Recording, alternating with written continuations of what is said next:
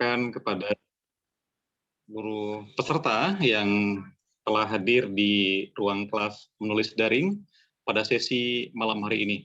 Terima kasih banyak, terutama untuk kedua instruktur pendamping akan memantik dalam diskusi.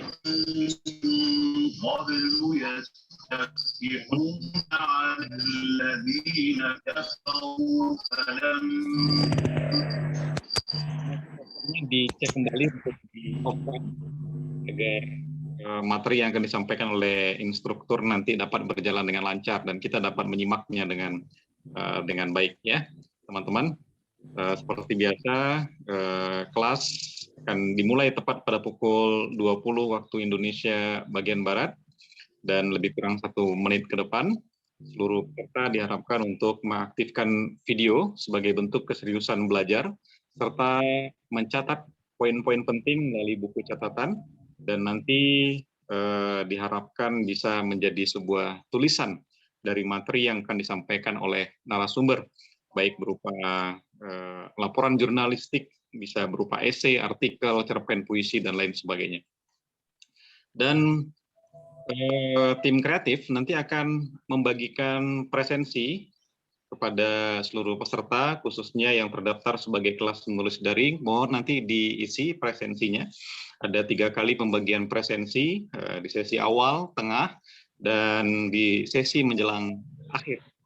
Sebelum itu kita akan menyapa kedua instruktur pendamping kita pada malam hari ini. Pertama ada Bang W.S. Jamba di Pekanbaru. Assalamualaikum Bang Jamba. Waalaikumsalam warahmatullahi wabarakatuh. Selamat malam Bang. Alhamdulillah. Selamat malam Bang W.S. Jamba. Terima kasih sudah berkenan hadir di ruang kelas kita. Ya. Terima kasih kembali Bang. Bang Jamba. Baik, kemudian yang kedua saya ingin menyapa Kak Ayu Kak Ardi. Assalamualaikum Kak Ayu. Waalaikumsalam. Halo Bang, terdengar suara saya Bang? Baik, cukup terdengar Kak Ayu, mudah-mudahan sinyalnya lancar ya.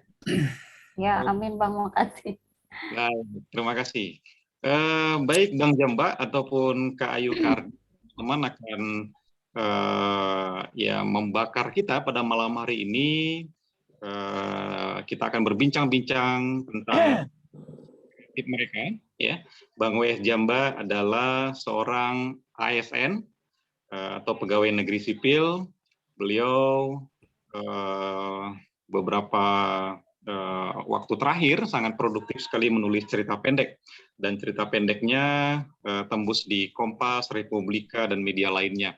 Dan Bang W.S. Jamba adalah salah seorang peserta kelas menulis daring. Tentu saja nanti proses kreatif Bang W.S. Jamba yang dibagikan kepada kita akan melecut membakar semangat kita untuk kelas menulis daring. Bang Mustiara Air di Aceh, mohon di-off-kan mikrofonnya, di-mute-kan. Kemudian Kak Ayu Kardi, beliau adalah seorang guru, juga produktif sekali menulis puisi, penulis puisi, penyair, ya.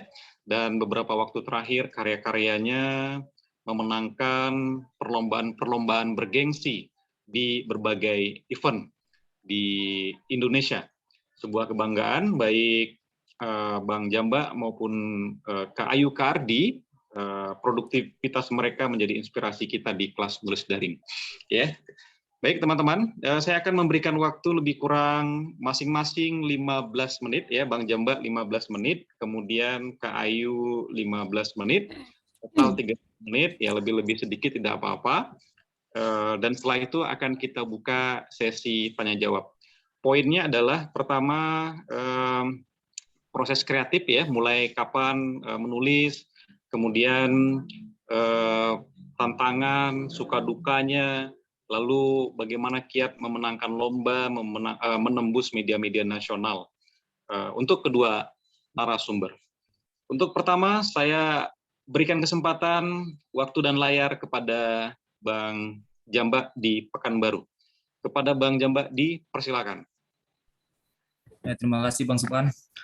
Ternyata saya dulu ya Bang ya. Biasanya ladies first. Oke.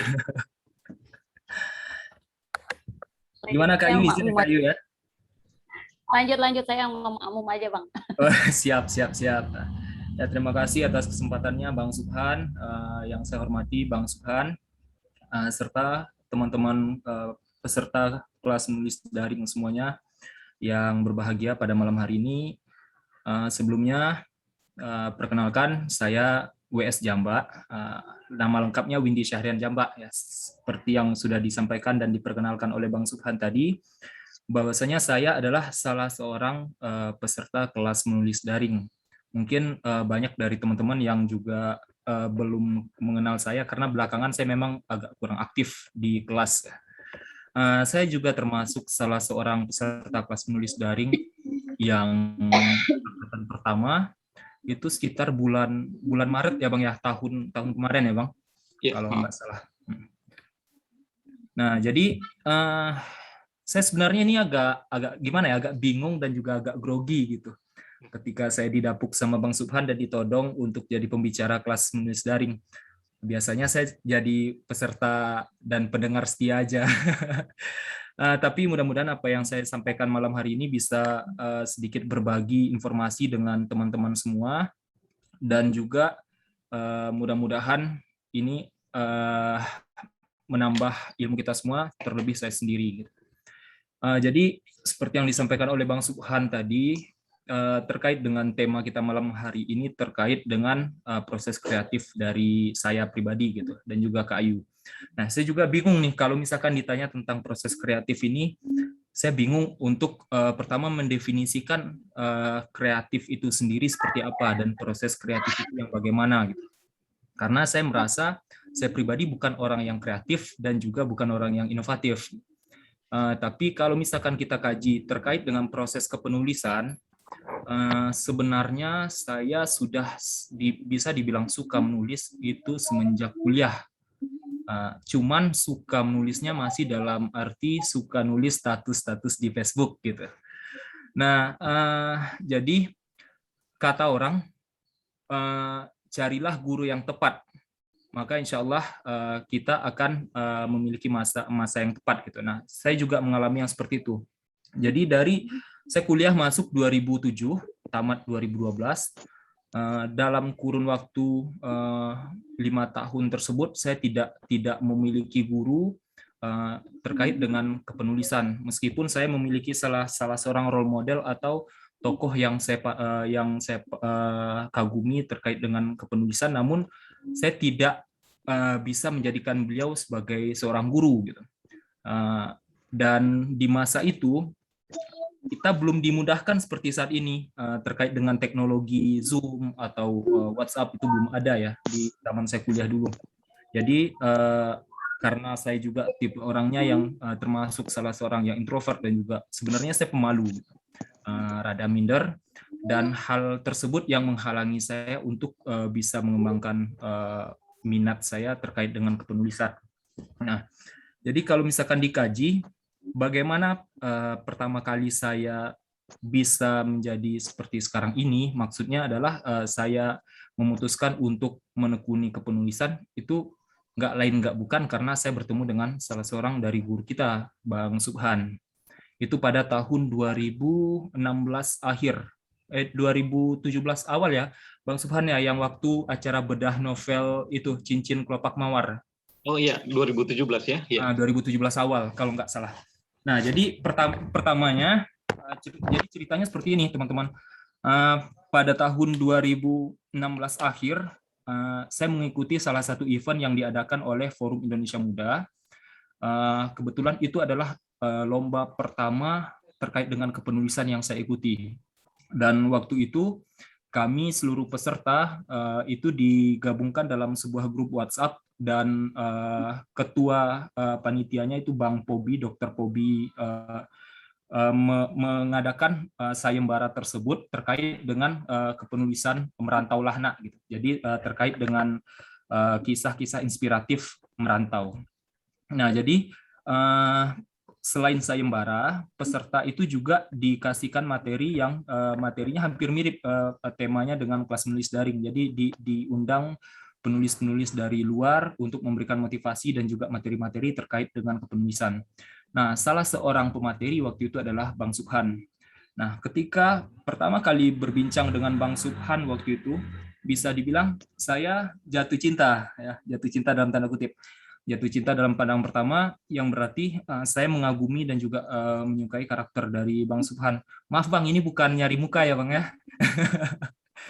Nah, jadi saya mengagumi karakter dari Bang Subhan, dan juga di kelas itu saya tergolong kepada peserta yang aktif bertanya. Nah, jadi 15 peserta teraktif waktu itu dikasih kesempatan oleh Bang Subhan untuk digembleng oleh Bang Subhan terkait dengan kepenulisan secara langsung.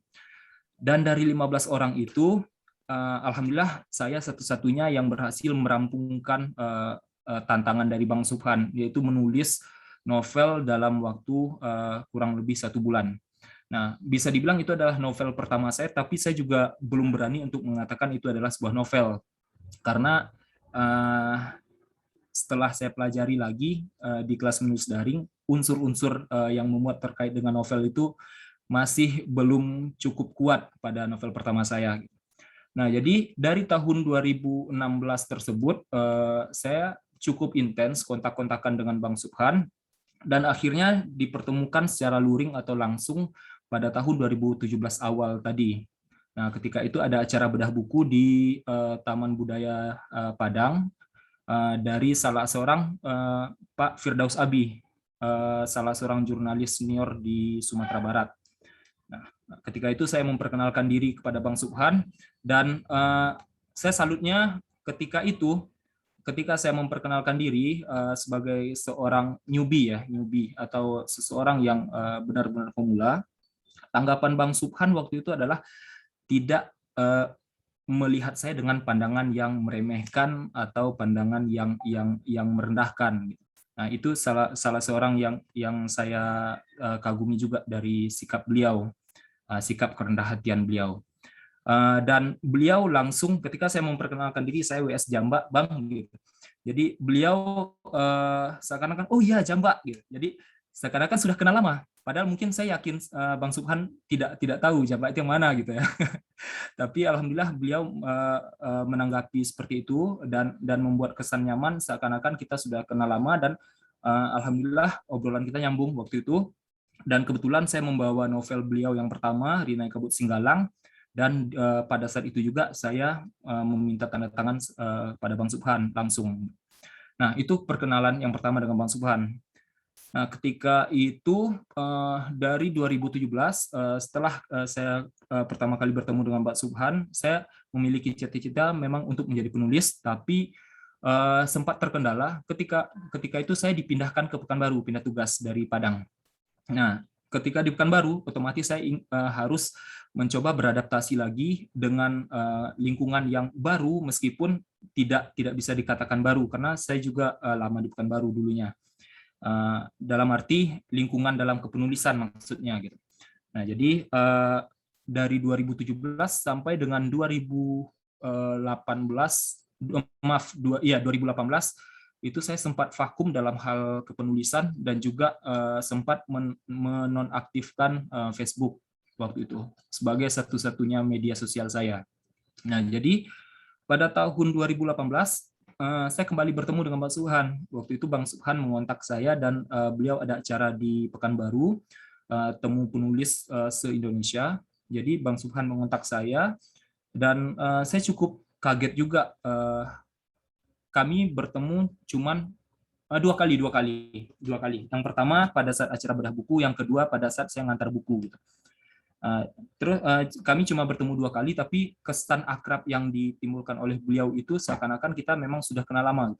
Jadi beliau mengontak saya kembali dan kita bertemu kembali di Pekanbaru, dan di situ Bang Subhan seperti melecut saya yang sudah bisa dibilang vakum dan juga patah arang gitu terkait dengan gimana sih kok saya karirnya nggak meningkat dalam hal kepenulisan.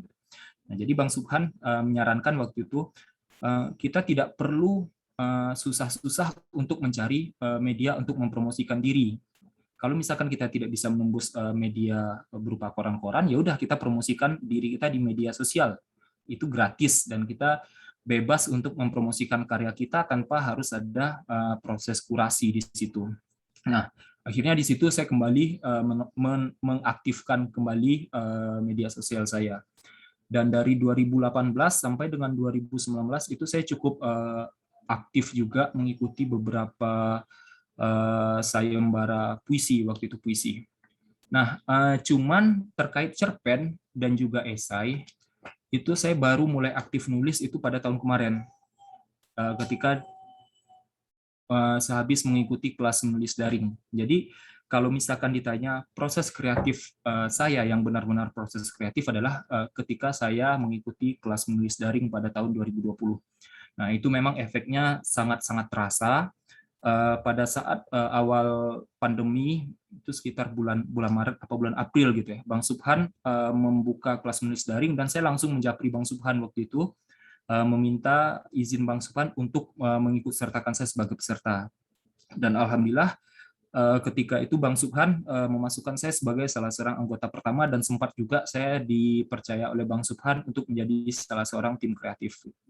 Nah, dari situ saya menggali semua informasi dan juga ilmu yang diberikan oleh Bang Subhan dan juga kasih Adam ya, yang diberikan oleh instruktur tamu yang lain. Dan alhamdulillah Allah juga membukakan jalan melalui ini. Ya, beberapa kali saya sempat menjuarai lomba kepenulisan esai, dan beberapa kali juga puisi saya juga masuk dalam bunga rampai puisi nasional. Dan alhamdulillah terakhir juga cerpen saya sempat dimuat di 2 koran nasional. Namun ya kalau misalkan ditanya kenapa saya bisa tembus di koran nasional, itu saya juga bingung. Jadi jujur saya pribadi sampai sekarang itu merasa proses yang saya lalui itu tidak lebih daripada keberuntungan semata gitu, karena saya sendiri juga nggak ngerasa yakin ternyata saya bisa sampai di tahap yang seperti sekarang. Nah, jadi kalau misalkan ditanya gimana sih tipsnya untuk nembus koran nasional, saya juga bingung. Bisa dibilang ini adalah hoki atau keberuntungan semata gitu. Karena ketika saya coba nulis lagi, saya kirim lagi, ya belum beruntung lagi.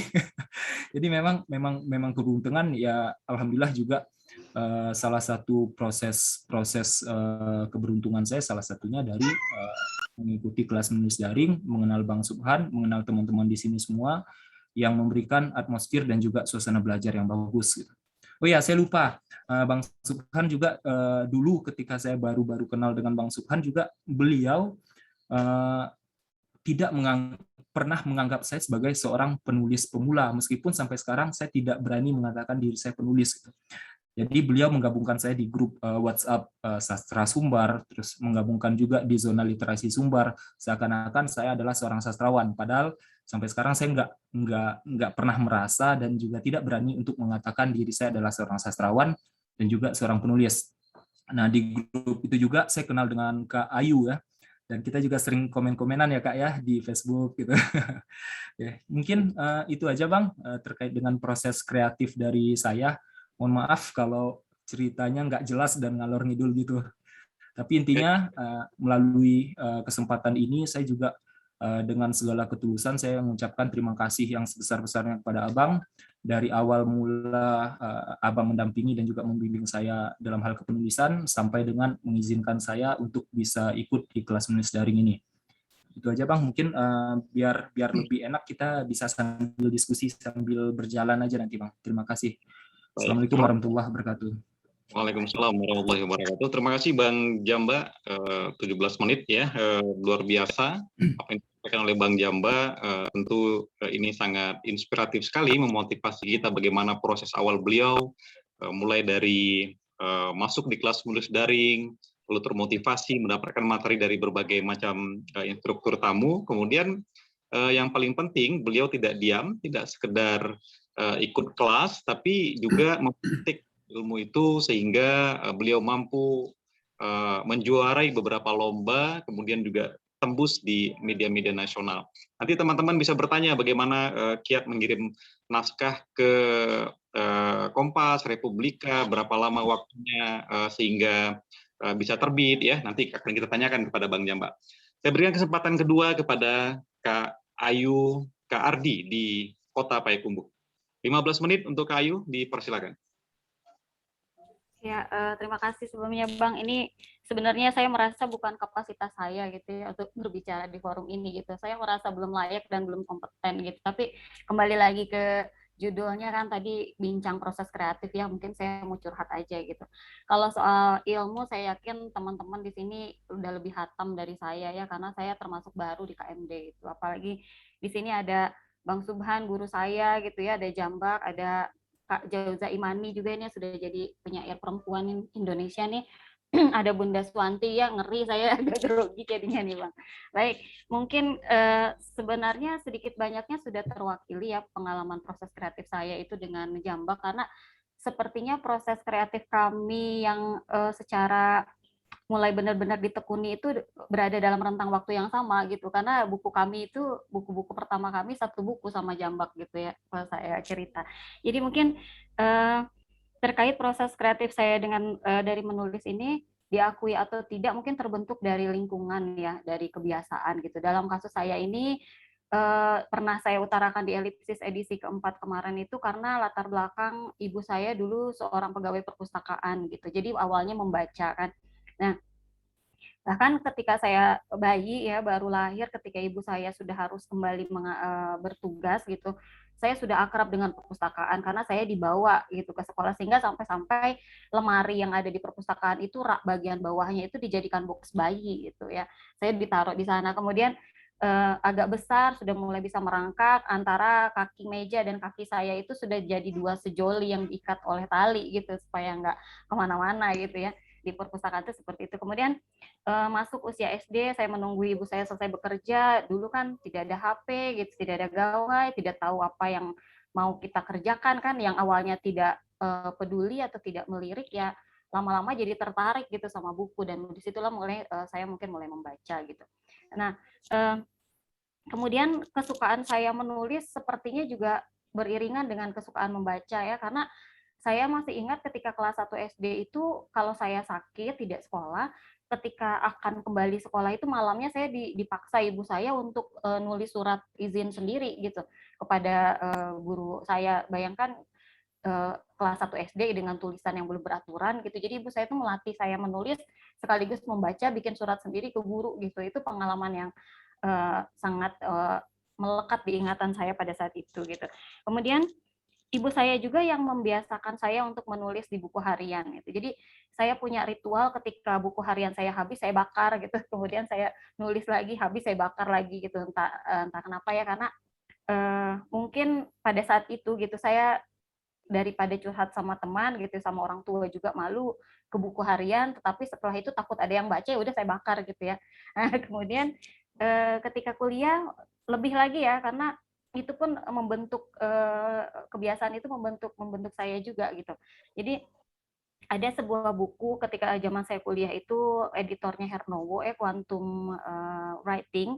Nah, di situ Pennebaker itu mengatakan bahwasanya menuliskan pengalaman traumatik gitu, pengalaman negatif itu membuat kita lebih sehat gitu, sehingga muncullah istilah writing is healing gitu kan, menulis itu menyehatkan. Dan setidaknya saya merasakan itu ya dampaknya, setidaknya saya melakukan itu di dalam buku diari dan saya merasakan efeknya gitu, karena pada masa-masa saya remaja itu masa-masa paling sulit dalam hidup saya mungkin ya, bisa dikatakan seperti itu gitu. Kemudian saya juga divonis punya asma bronkial akut ya, sehingga napas saya tuh pendek-pendek seperti perokok pasif ya, seperti itu. Karena itu dari keluarga saya juga mungkin sering terpapar asap rokok dulunya seperti itu ya. Nah, saya merasakan ketika saya menuliskan apa yang dari hati terdalam itu ke buku harian itu, saya mendapatkan pelepasan atau rasa lega begitu. Ya mungkin itu yang membuat saya bisa bertahan sampai saat ini seperti itu. Nah, kemudian dalam masa kuliah juga ya, saya sempat mengikuti sebuah komunitas namanya Asas UPI di Bandung itu, arena studi apresiasi sastra, meskipun hanya sebentar karena acaranya malam bahkan bisa sampai pagi gitu. Jadi saya hanya sekali dua kali aja bisa mengikuti, itu pun harus bela-belain nginep di kosan temen gitu ya, karena itunya malamnya. Dari situ mulai lebih menyukai dunia sastra terutama puisi, karena di situ kan diskusi dan bedah puisi seperti itu. Tapi pada saat itu saya juga sudah mulai menulis-nulis puisi, cuma belum publikasi ya, belum berani gitu, masih seperti itu saja gitu. Nah, kemudian di kampus juga ada acara rutin itu lomba baca puisi Piala Rentra waktu itu. Nah, Piala Rentra ini pasti datang sebagai juri dan juga membacakan puisinya gitu. Dari situ saya mulai terkenal, kemudian saya iri ya, dalam arti positif pada teman-teman saya yang bisa dengan lepas gitu, bisa dengan meluapkan emosinya melalui pembacaan puisi, bisa teriak-teriak bebas gitu. Nah, kalau saya kok nggak bisa ya gitu. Jadi rasa kadar tingkat ketidakpedean saya itu tinggi sekali gitu ya, bahkan mungkin sampai sekarang gitu. Jadi mungkin di situ pula lah saya berpikir, ya udahlah saya nulis aja gitu ya, karena saya nggak bisa baca puisi gitu. Nah, itu salah satunya. Nah, kemudian awal mula nulis juga mungkin ya itu ya, beriringan dengan kesenangan membaca. Karena kerap kali saya mendapatkan bahan bacaan yang tidak tuntas gitu. Jadi pernah saya katakan juga di elipsis kemarin, bukan hiperbola gitu ya, ketika saya memang haus bacaan dan saya membaca dari bungkus-bungkus belanjaan ibu saya gitu, sehingga ketika saya baca di situ kan tidak tuntas tuh. Nah, sehingga akhirnya saya jadi sering berhayal ya, berimajinasi gitu, saya reka-reka sendiri ceritanya, saya bolak-balikan, saya putar-balikan, tapi nggak saya tulis gitu, yang itu hanya sekedar saya imajinasikan aja, sehingga pada saat itu saya sering kena insomnia ya, karena menghayal aja gitu sampai pagi itu nggak tidur ya, kalau orang sekarang bilangnya apa, halu ya, halusinasi gitu. Nah, itu belum berani saya tulis gitu. Nah, seperti itu. Kemudian awal berani rutin gitu ya publikasinya itu sekira tahun 2011 mungkin ya, di Facebook juga sama seperti Jambak. Dan di situ saya mulai ikut komunitas menulis, sehingga akhirnya lahirlah buku pertama saya itu tahun 2015-nya. Memang lama ya. Judulnya Akar Rumput, itu penerbitnya Kampung Jerami. Kemudian selanjutnya ke 2017-nya itu ini ya, kalau tidak salah Tsunami Aceh. Buku-buku Tsunami Aceh itu di dalamnya itu ada Jambak juga, ada Bang Subhan juga, ada Iyut Fitra dan penyair-penyair Nusantara lainnya. Itu rasanya bangga sekali pada saat itu gitu, dan mungkin disitulah titik saya juga untuk mulai bertekad begitu ya untuk terus menulis dan menyukai puisi seperti itu. Nah, kemudian saya juga itu ya, kalau pada awal-awal kepenulisan saya mungkin karya tulisan saya itu lebay ya, bisa dikatakan seperti itu gitu. Jadi seperti kata narasumber kita kemarin Kak Kuni, itu masih seputar rindu aku dan kamu gitu ya, senja yang seperti itu, masih lebay. Nah, kemudian karena sebenarnya kalau untuk menulis ke media atau ke event antologi puisi, sebenarnya itu saya bukan karena saya merasa puisi saya sudah bagus ya, tapi lebih kepada kadar kenekatan saya lebih tinggi daripada kepedean saya gitu.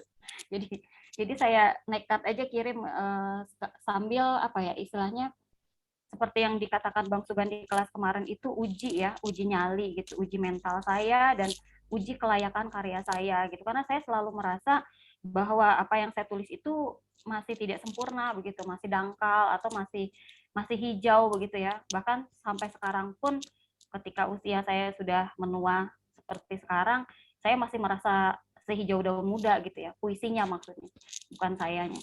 Nah, itu. Jadi mungkin itu. Kemudian sempat mengalami tidak ada motivasi untuk menulis itu sekira tahun 2019-2020 ya. Kemudian ketika Kak Ina ada ya, Kak Arnina nih, kakak saya ini menyarankan untuk ikut masuk kelas menulis daring. Satu lagi Dian Fajrina ya, yang sudah mengundurkan diri kemarin karena mungkin ingin fokus punya baby mungkin ya, gitu. Itu saya sangat bersyukur gitu dikenalkan ke KMD ini. Sebenarnya kalau dengan Bang Suban sendiri saya kenalnya sudah lama ya, sudah lebih lama, mungkin sekira tahun 2015 ya Bang ya. Seperti itu. Cuma saya belum tahu ada komunitas KMD ini begitu. Terus Kak Ina bilang katanya, cobalah masuk ke KMD itu. Soalnya di sana kakak juga jadi merasa banyak dosa katanya ya, banyak dosa. Gimana nih, tuh penasaran saya kan. Dan sempat ditolak sama Bang Suban ya, katanya itu untuk pemula katanya gitu ya. Padahal saya merasa sampai sekarang pun saya pemula begitu. semakin membuat saya penasaran. Akhirnya saya bergabung di KMD. Nah, sama seperti Jambak juga, jadi di KMD inilah justru yang memicu, membangkitkan dan membuat saya sehingga dikatakan oleh Bang Suban tadi tulisan saya ada termuat di media begitu. Nah, itu sebenarnya. Dan saya juga ikut komunitas menulis yang lain begitu. Selain di KMD ini, yang dari sanalah saya banyak belajar. Itu aja mungkin intinya untuk tips-tips dan triknya. Mungkin saya tidak punya kiat khusus untuk menembus media atau memenangkan suatu event gitu. Karena ya itu tadi, saya menulis itu bukan untuk ketenaran sebenarnya ya, bukan untuk menginginkan hal itu bonusnya begitu. Karena saya juga nggak tahu ya, sama seperti Jambak tadi, rezeki aja mungkin ya, saya juga nggak tahu kenapa kemarin bisa menang di sayembara menulis dunia itu di peringkat ketiga. Itu juga saya nggak ngerti ya dengan jurinya Jokpin itu ya. Itu yang saya syukuri saja gitu. Jadi saya menggunakan ilmu dari KMD itu, tulis, kirim, lalu lupakan. Begitu aja circle-nya gitu. Memang jadi benar-benar kadang-kadang saya memang lupa, dan seringnya ketika saya masuk antologi gitu, itu saya taunya itu pasti dari orang. Kalau nggak ada teman yang wapri saya memberitahukan, saya taunya dari grup juga gitu, dari KMD gitu kan. Ternyata saya lolos antologi atau lain sebagainya. Seperti itu sih, karena memang lupa beneran. Jadi fokus saya itu nggak saya tunggu-tunggu kapan ya dimuatnya, atau misalnya menang nggak ya, bisa terkurasi nggak ya. Saya nggak fokus ke situ lagi gitu. Jadi saya fokus untuk nulis aja lagi gitu. Itu barangkali itu pengalaman saya gitu. Kemudian seandainya pun ketika saya mengirimkan ke media atau ke event antologi, kalaupun saya memiliki cara untuk bisa menghubungi redaktur misalnya, atau editor misalnya, atau juri misalnya gitu, itu tidak saya lakukan gitu. Jadi bahkan saya nggak punya keberanian untuk itu gitu, untuk sekadar bertanya layak nggak ya, atau kapan nih karya saya dimuat gitu. Saya biarkan aja tulisan saya itu, kan saya mau nguji kelayakan tulisan saya gitu. Jadi kalau layak ya dimuat atau lolos kurasi, kalau enggak ya udah gitu. Seperti itu sih mungkin dari saya, Bang Suban. Mohon maaf kalau kemana-mana juga ngomongnya, nggak pakai titik koma katanya. Makasih. Baik, terima kasih kembali Kak Ayu, Kak Ardi di Payakumbuh. Kak Ayu, Kak Ardi adalah seorang guru ya teman-teman, dan dari proses kreatif beliau menulis puisi, beliau konsen fokus. Kalau seandainya bertahan terus-menerus, dan termasuk Bang Jambak, saya kira kelak akan menjadi penulis besar Indonesia. Nah, kita akan melihat sejauh mana kedua instruktur pendamping kita yang juga peserta kelas menulis daring ini, Bang Jambak dan Kak Ayu, nanti akan terus bertumbuh, akan terus bertahan ya. Waktu akan menguji. Saya kira apa yang disampaikan oleh Kak Ayu dan Bang Jambak sangat inspiratif sekali ya, suka dukanya sejak kapan bergabung di kelas menulis daring. Saya tidak ingin mengatakan bahwa kelas menulis daring KMD ini satu-satunya ruang belajar Bang Jambak dan Kak Ayu, tidak. Saya yakin di luar itu banyak kelas-kelas lain yang diikuti oleh Bang Jambak dan Kak Ayu. Tapi tentu saja dengan kehadiran Bang Jambak dan Kak Ayu di kelas menulis daring ikut mewarnai kelas kita ini, sehingga perkembangan kelas cukup terlihat dengan baik. Ya, terima kasih kepada Bang Jambak dan Kak Ayu sudah berbagi inspirasi. Dan nanti kepada teman-teman yang juga bergabung di kelas menulis daring, boleh juga barangkali menyampaikan masukan, saran, usul, dan lain sebagainya untuk kelas kita ini agar lebih berkembang ya. Karena target kita tidak muluk-muluk adalah bagaimana kita bisa secara berkelanjutan belajar bersama, terutama hal-hal yang paling sepele dalam tanda petik ya. Sepele itu misalnya penulisan tanda baca yang kadang-kadang terlalu semangat menulis, tapi tidak terlalu diperhatikan, terutama oleh penulis pemula. Nah, kemudian kesalahan ketik ya, kesalahan tik, ejaan dan lain sebagainya. Maka ketika di dalam kelas ya, kalau ada peserta yang membagikan komentar tulisan, kalau seandainya tidak memperhatikan poin-poin tadi, itu akan terbaca bagi teman-teman yang sudah terbiasa rapi dengan tanda baca, ejaan dan lain sebagainya. Nah, itu paling dasar, kalau tidak diperhatikan akan sangat fatal. Dan alhamdulillah saya amati perkembangan cerpen-cerpen Bang Jamba sudah cukup baik ya, sudah ya tidak kalah dengan penulis-penulis yang sudah bertahun-tahun menulis cerpen. Kak Ayu pun begitu, puisi-puisinya perkembangannya juga cukup bagus, tidak kalah dengan penyair-penyair sekelas Jokpin nanti itu, insya Allah ya, insya Allah. Sesi tanya jawab kita buka ya, kawan-kawan bisa mengajukan langsung pertanyaan kepada kedua narasumber. Aktifkan video, sebutkan nama dan asal kota. Dan saya ingin menyapa dulu sahabat saya ya, penyair dari Lampung, Kak Jauza Imani. Assalamualaikum Kak Jauza. Terima kasih sudah bergabung ya Kak Jauza Imani, rajin betul bergabung di kelas menulis daring. Dan walaupun beliau bukan peserta aktif, tapi rajin bergabung dalam forum-forum Zoom kita. Terima kasih. Baik teman-teman, kita buka sesi tanya jawab. Silakan melambaikan tangan, nanti dibantu oleh tim kreatif untuk memberitahu kepada saya. Karena saya juga memakai handphone ini, tidak memakai laptop ya. Atau nanti juga bisa mengajukan pertanyaan lewat kolom komentar. Siapa yang ingin bertanya pertama? Dipersilakan.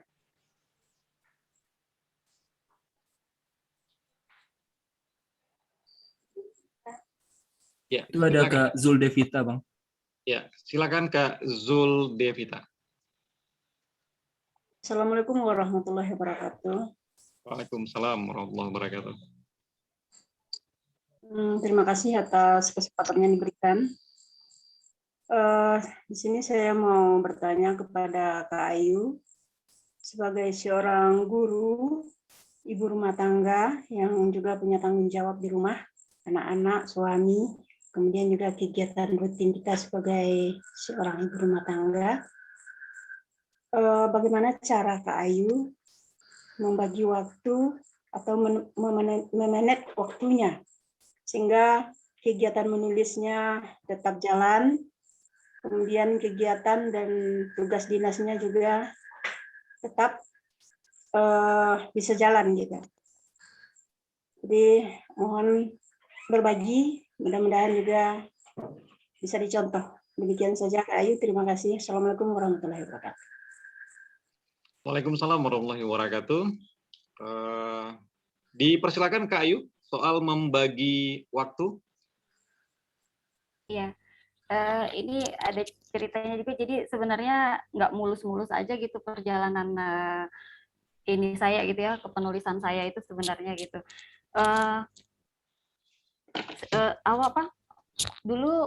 Dulu ya, ketika awal-awal saya menulis dan mulai publikasi itu sebenarnya sempat ada pengalaman gitu, dilarang oleh orang terdekat gitu, oleh keluarga saya, oleh suami gitu ya, karena selain permasalahan menyita waktu juga, pada dasarnya saya cerita dulu ya gitu. Jadi dianggap tulisan-tulisan saya itu seperti curhat gitu mungkin ya, padahal sebenarnya walaupun puisi yang saya buat itu tidak selalu dari apa yang saya alami gitu, dari apa yang saya dapatkan, cuma saya selalu merasakannya itu ke dalam diri saya gitu, sehingga saya munculkan perasaan dari dalam diri saya, terus saya tulisan seandainya itu saya alami gimana ya, nah, itu jadi puisi. Jadi ketika terbaca sama orang mungkin dianggapnya curhat gitu, atau mungkin membuka aib begitu ya. Nah itu salah satu hal yang mendorong saya untuk malah lebih ingin menulis gitu, karena saya ingin puisi itu bisa dinikmati semua kalangan dan bisa menyampaikan pesan atau perasaan dari informasi apapun gitu. Nah, kemudian terkait ke cara saya bagi waktu, dulunya juga memang saya kewalahan ya, karena sulit sekali rasanya membagi waktu untuk keluarga, untuk pekerjaan dan lain-lain halnya gitu. Cuma sama seperti kebanyakan penyair barangkali ya, saya bukan penyair ya, itu biasanya ide itu munculnya malam gitu. Jadi saya sering mengorbankan waktu tidur juga gitu untuk nulis gitu. Atau karena gimana ya? Ya, biasanya sih malam seperti itu. Kemudian ketika ada waktu, saya ini termasuk tipe orang yang pelupa ya, sehingga apa yang saya dengar atau apa yang saya dapat tiba-tiba itu harus selalu langsung ditulis. Nah, jadi saya langsung tulis aja, tulis dulu apa yang muncul pada saat itu di HP atau di catatan gitu. Kemudian nanti ketika pada waktu senggang saya buka, kalau muncul lagi idenya saya teruskan gitu.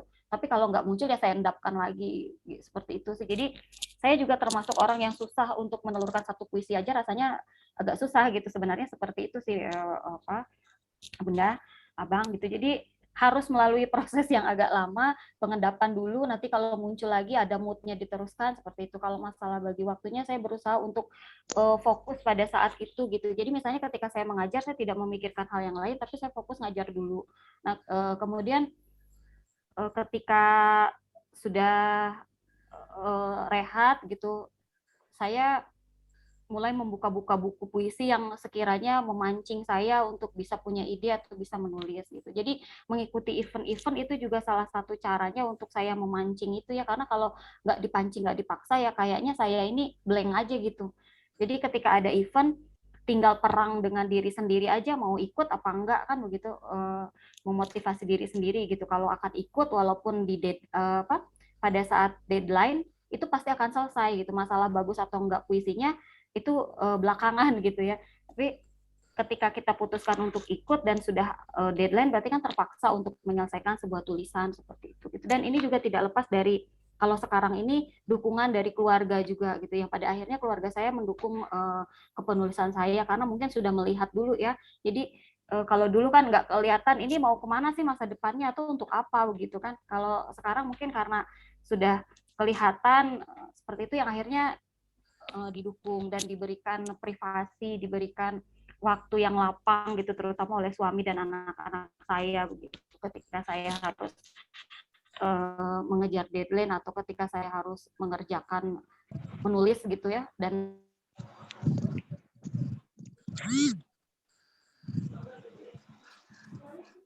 Baik, terima kasih Ayu ya, luar biasa kiatnya dalam membagi waktu ya antara menulis, Bentar.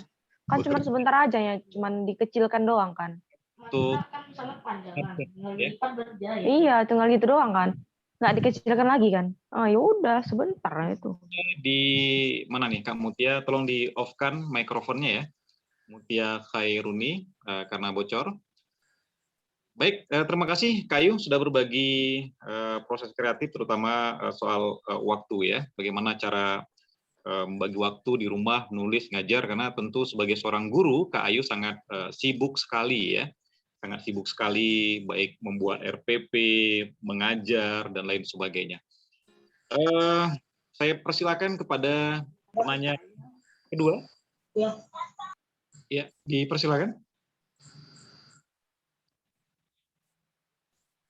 Ada yang melambaikan tangan? Kalau tidak, saya bacakan pertanyaan dari Kak Dona Susanti di Pasaman. Ya, di Pasaman. Mau bertanya kepada Bang Jambak dan juga Kak Ayu, berapa kali mengirim naskah untuk lomba atau media baru bisa menang atau dimuat media tersebut? Terus, apakah ditelusuri dulu selera editor atau jurinya sebelum mengirim naskah? Oke, Kak Ayu sedang terlempar jaringan sinyalnya. Silakan Bang Jambak.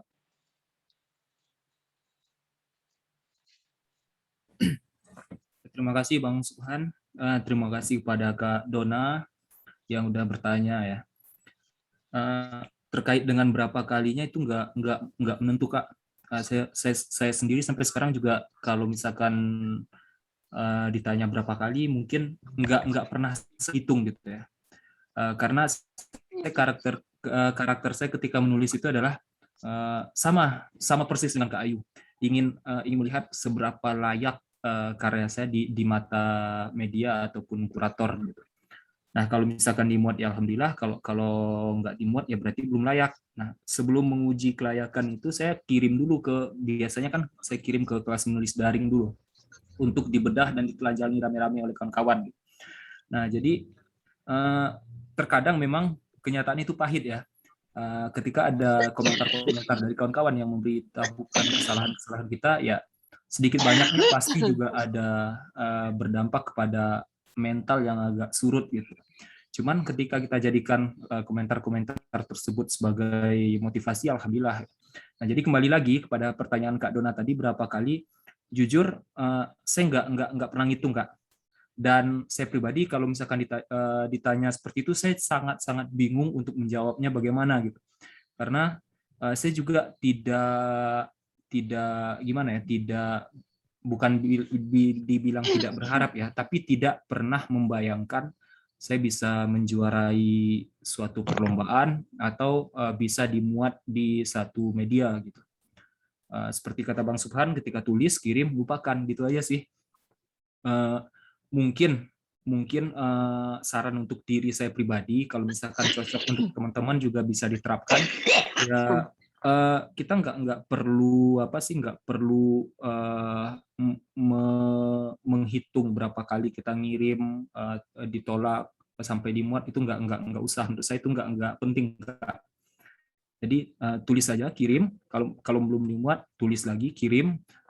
Belum dimuat, tulis, kirim lagi gitu, sampai kita sendiri bosan. Nah, terus terkait dengan pertanyaan berikutnya, untuk menelusuri selera redaktur, saya juga bukan orang yang cukup cerdas untuk bisa memahami selera redaktur yang bisa tergambar mungkin dari cerpen-cerpen yang pernah dimuat di media.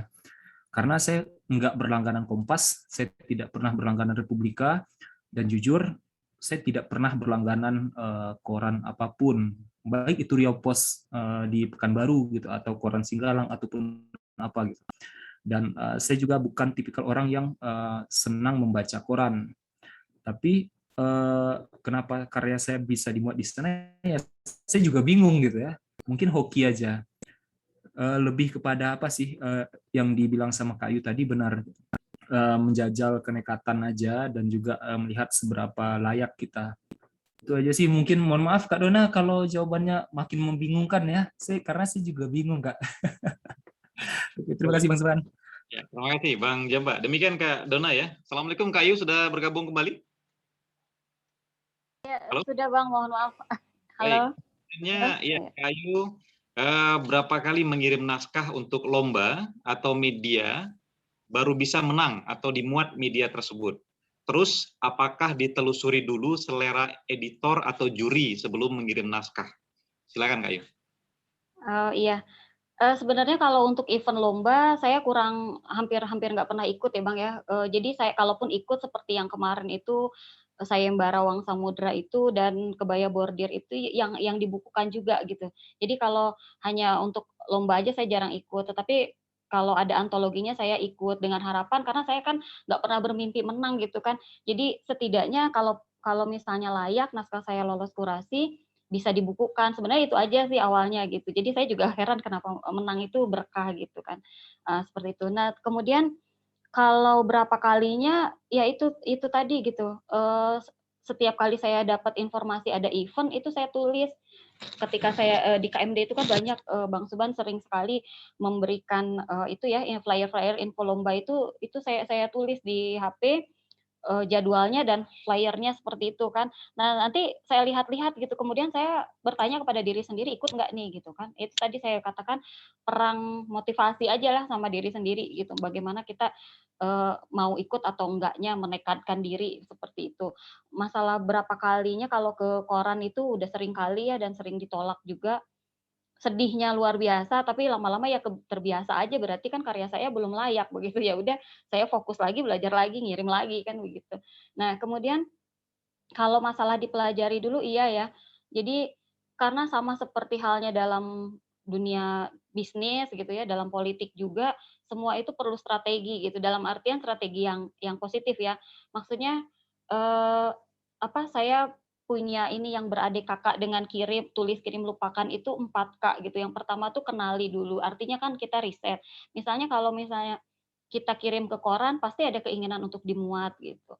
Harapannya selain membaguskan kualitas karya kita, berusaha membuat konten yang bagus, juga mengamati gitu. Tapi sama seperti Jambak juga, saya nggak langganan koran selalu begitu. Cuma ketika saya mau kirim koran ke Pikiran Rakyat kemarin itu Bang, saya mulai agak mencari dulu gitu 1-2 puisi yang terbit di sana, terlebih di ini, di Facebook koran Minggu itu kan suka ada fotonya kan. Nah, itu saya baca kira-kira seperti apa ya karakternya, seperti itu, atau konten seperti apa yang bisa diterima di sana, seperti itu. Nah, kemudian kalau untuk event antologi puisi, itu kita cermati dari temanya. Kalau saya biasanya begitu, seperti kemarin sebenarnya yang membuat saya ingin ikut Sayembara Uang Samudra itu, karena saya tertarik dengan temanya, yaitu sejarah kemaritiman dunia, karena saya cukup suka dengan sejarah. Jadi saya nulis aja tentang itu, gitu. Nah, kadang-kadang untuk event tertentu juga saya melihat kalau disebutkan di situ kuratornya siapa atau, ya jurinya siapa, itu saya pelajari juga. Kalau misalnya penulis, saya cari agak 1-2 karya mereka seperti apa, karakternya seperti apa, gitu. Oh iya, misalnya kalau, seperti misalnya nih, jurinya Yud Fitra, beliau kan naratif puisinya gitu kan. Kebetulan sejalan dengan saya karena saya dari awal penulisan itu, banyak terpengaruh oleh karya Yud Fitra gitu. Jadi, ya sudah sejalan. Tapi misalnya kalau ada, editor atau kurator, misalnya ini, seperti kemarin event antologi Bolivia atau Argentina itu ya Bang, yang diterjemahkan ke dalam apa, kita cermati tema yang diminta apa. Ternyata tema yang diminta itu adalah tentang keindahan alam yang bisa memajukan pariwisata Indonesia gitu. Sebenarnya nggak rumit. Nah, yang saya pikirkan adalah ini kan untuk diterjemahkan nih, kalau saya pakai kosakata atau diksi yang terlalu daerah, terlalu, arkais begitu ya, mungkin susah dicari padanan katanya nanti ketika diterjemahkan, maka itu saya hindari gitu. Nah, kalaupun misalnya mau, eee, menggunakan kosakata daerah itu yang ada dalam KBBI itu sendiri, sehingga mudah dicari padanan katanya baik di KBBI maupun di Thesaurus, seperti itu sih. Jadi, sebenarnya puisi itu kalau bagi saya pribadi nggak rumit ya, karena salah satu fungsinya kan penyampai pesan, sehingga dalam puisi itu ya pesannya harus sampai ke pembaca. Percuma kita buat puisi kalau pembacanya nggak paham apa yang kita, tulis gitu. Nah, kemudian satu hal lagi yang membuat saya, tidak terlalu bagaimana ya, sebenarnya kalau puisi saya itu cenderung diafan ya mungkin, eee, mudah dimaknai gitu, karena beranjak dari pengalaman saya di sekolah, itu siswa-siswa bahkan guru-guru rekan sejawat itu nggak suka sama puisi karena alasannya susah dipahami gitu. Jadi saya ingin membuat puisi yang mudah untuk dipahami, pesannya sampai gitu kan, memiliki ya pesan itu tadi makna yang ingin saya sampaikan dan dengan bahasa yang unik gitu.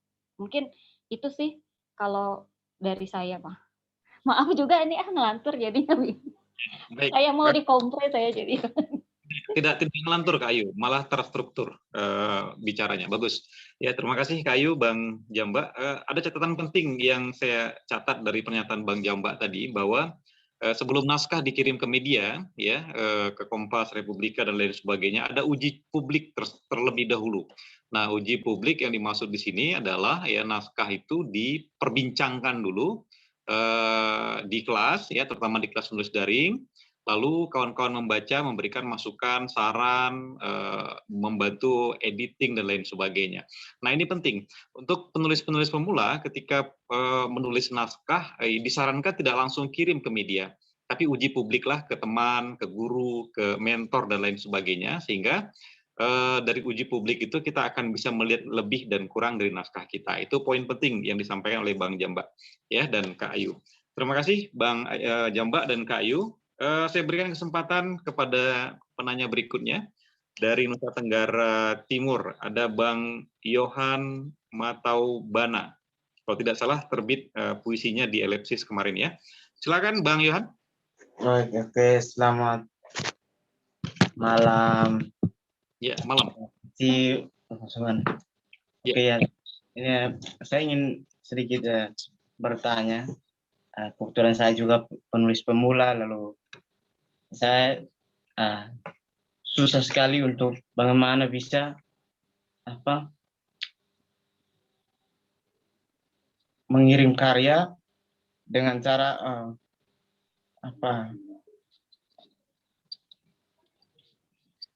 selain mengirim karya, terus kita berusaha untuk jangan putus asa dengan karya kita sendiri. Kadang kirim karya, lalu kadang saya juga putus asa dengan karya saya sendiri karena kadang tidak diterima oleh media. Kalau kadang saya sendiri baca karya saya itu kayak kok jelek sekali karya-karya saya. Dan kadang saya juga jadi bosan dan jenuh dengan tulisan saya. Dari sini saya ingin bertanya bagaimana supaya kita bisa punya spirit lagi untuk bisa menulis lagi ketika kita punya pengalaman seperti pengalaman tidak punya gairah untuk menulis. Mungkin Kak Ayu dan Kakak Jamak bisa membagikan sedikit pengalaman. Terima kasih. Baik, terima kasih Bang Yohan, ditangkap maksudnya ya pertanyaannya. Jadi Bang Yohan dan Kak Ayu kurang percaya diri dengan karya yang beliau tulis ketika dibaca ulang. Kok begini ya? Ya beliau merasa tidak percaya diri. Bagaimana kiat agar bisa memotivasi dan yakin bahwa karyanya bagus? Nah, barangkali Bang Jambak dan Kak Ayu punya tips sendiri ya. Bang Jambak dulu. Saya dulu, Bang. Ya, silakan Bang Jambak. Ya, terima kasih Bang Subhan. Terima kasih Kakak Yohan dari NTT. NTT di mana nih, Kak? Maumere. Oh, Maumere, keren. Pertanyaan dari Kakak Yohan ini jujur itu sangat sangat sama dengan saya pribadi. Karena saya juga aslinya orangnya tidak percaya diri, Kakak. Contoh yang terbaru saja misalkan seperti Bang Subhan ketika membuat flyer atau pamflet terkait dengan ini ya, dengan kelas menulis malam ini. Jadi status saya di situ dicantumkan sebagai penulis. Nah, salah satu bentuk ketidakpercayaan diri saya adalah saya tidak mau dituliskan status sebagai penulis karena saya memang merasa sampai saat ini saya belum layak dan belum sampai di tahapan penulis. Ini pertanyaan yang sungguh-sungguh sulit karena ini bukan berkaitan dengan teknik saja, tapi berkaitan dengan dengan mentalitas gitu. Kalau saya sih mungkin karena sudah itu ya Kak ya, sudah terbiasa kalah dan juga sudah terbiasa ditolak gitu ya. Dengan jawaban kamu terlalu baik untuk aku gitu. tidak bercanda. Nah, jadi saya dari dulu memang sudah menanamkan dalam diri saya kalau dalam sebuah perlombaan atau dalam sebuah hidup itu memang ada fase-fase ketika kita kalah atau kita merasa kecewa. Dan saya alhamdulillah sampai sekarang itu dianugerahi dengan kekecewaan dan juga kekalahan yang berkali-kali lipat. Dan itu membuat saya berpikir ya ketika saya melakukan sesuatu saya tidak berpikir terkait menangnya lagi gitu. Tapi saya memberikan penampilan yang terbaik gitu. Nah, itu pun juga yang saya lakukan dulu ketika saya sempat menjadi seorang atlet. Jadi saya dulu sempat menjadi seorang atlet gitu ya, antara tulang dan kulit. Enggak, saya dulu sempat jadi seorang atlet, terus ketika saya juga ikut perlombaan, saya tidak mengincar menang dan kalah lagi, tapi lebih kepada memberikan penampilan yang terbaik. Nah, jadi begitu Kakak Yohan. Kalau terkait dengan bagaimana biar kita tidak kecewa dan juga tidak patah semangat, ya jawabannya cuma satu, jangan terlalu banyak berharap. Jadi ketika kita berharap banyak, ya kita pasti bakalan kecewa kalau kita tidak bisa memperolehnya gitu. Jadi cukup berikan yang terbaik saja dan tidak banyak berharap. Ya kalaupun dimuat ya alhamdulillah, kalau tidak dimuat ya kita bisa kirim ke media yang lain atau kita tulis yang baru lagi gitu. Kalau saya mungkin seperti itu aja Kakak Yohan terkait dengan bagaimana menumbuhkan semangat gitu. Dan satu lagi yang paling penting menurut saya adalah faktor lingkungan. Faktor lingkungan itu sangat berpengaruh. Jadi saya pribadi merasakan suatu perubahan dan juga perbedaan yang sangat signifikan ketika saya dulu belum tergabung di dalam satu komunitas atau satu kelas dengan ketika saya sudah berada di satu kelas. Ketika saya dulu berjalan sendiri, Ya, saya bingung ketika tidak ada teman yang bisa diajak diskusi, tidak ada yang bisa memberikan semangat, tidak ada yang bisa membedah karya, tidak ada yang bisa memotivasi dan juga mengata-ngatai gitu. Nah, itu berbeda dengan ketika saya ikut di suatu forum, di suatu kelas menulis seperti sekarang, dan juga di satu komunitas. Jadi kita memiliki satu visi yang sama dan satu tujuan yang sama, sehingga bisa dikatakan saling menguatkan gitu. Ketika kita patah semangat, ada teman yang menguatkan kita. Nah, keberadaan dari teman itu sendiri penting.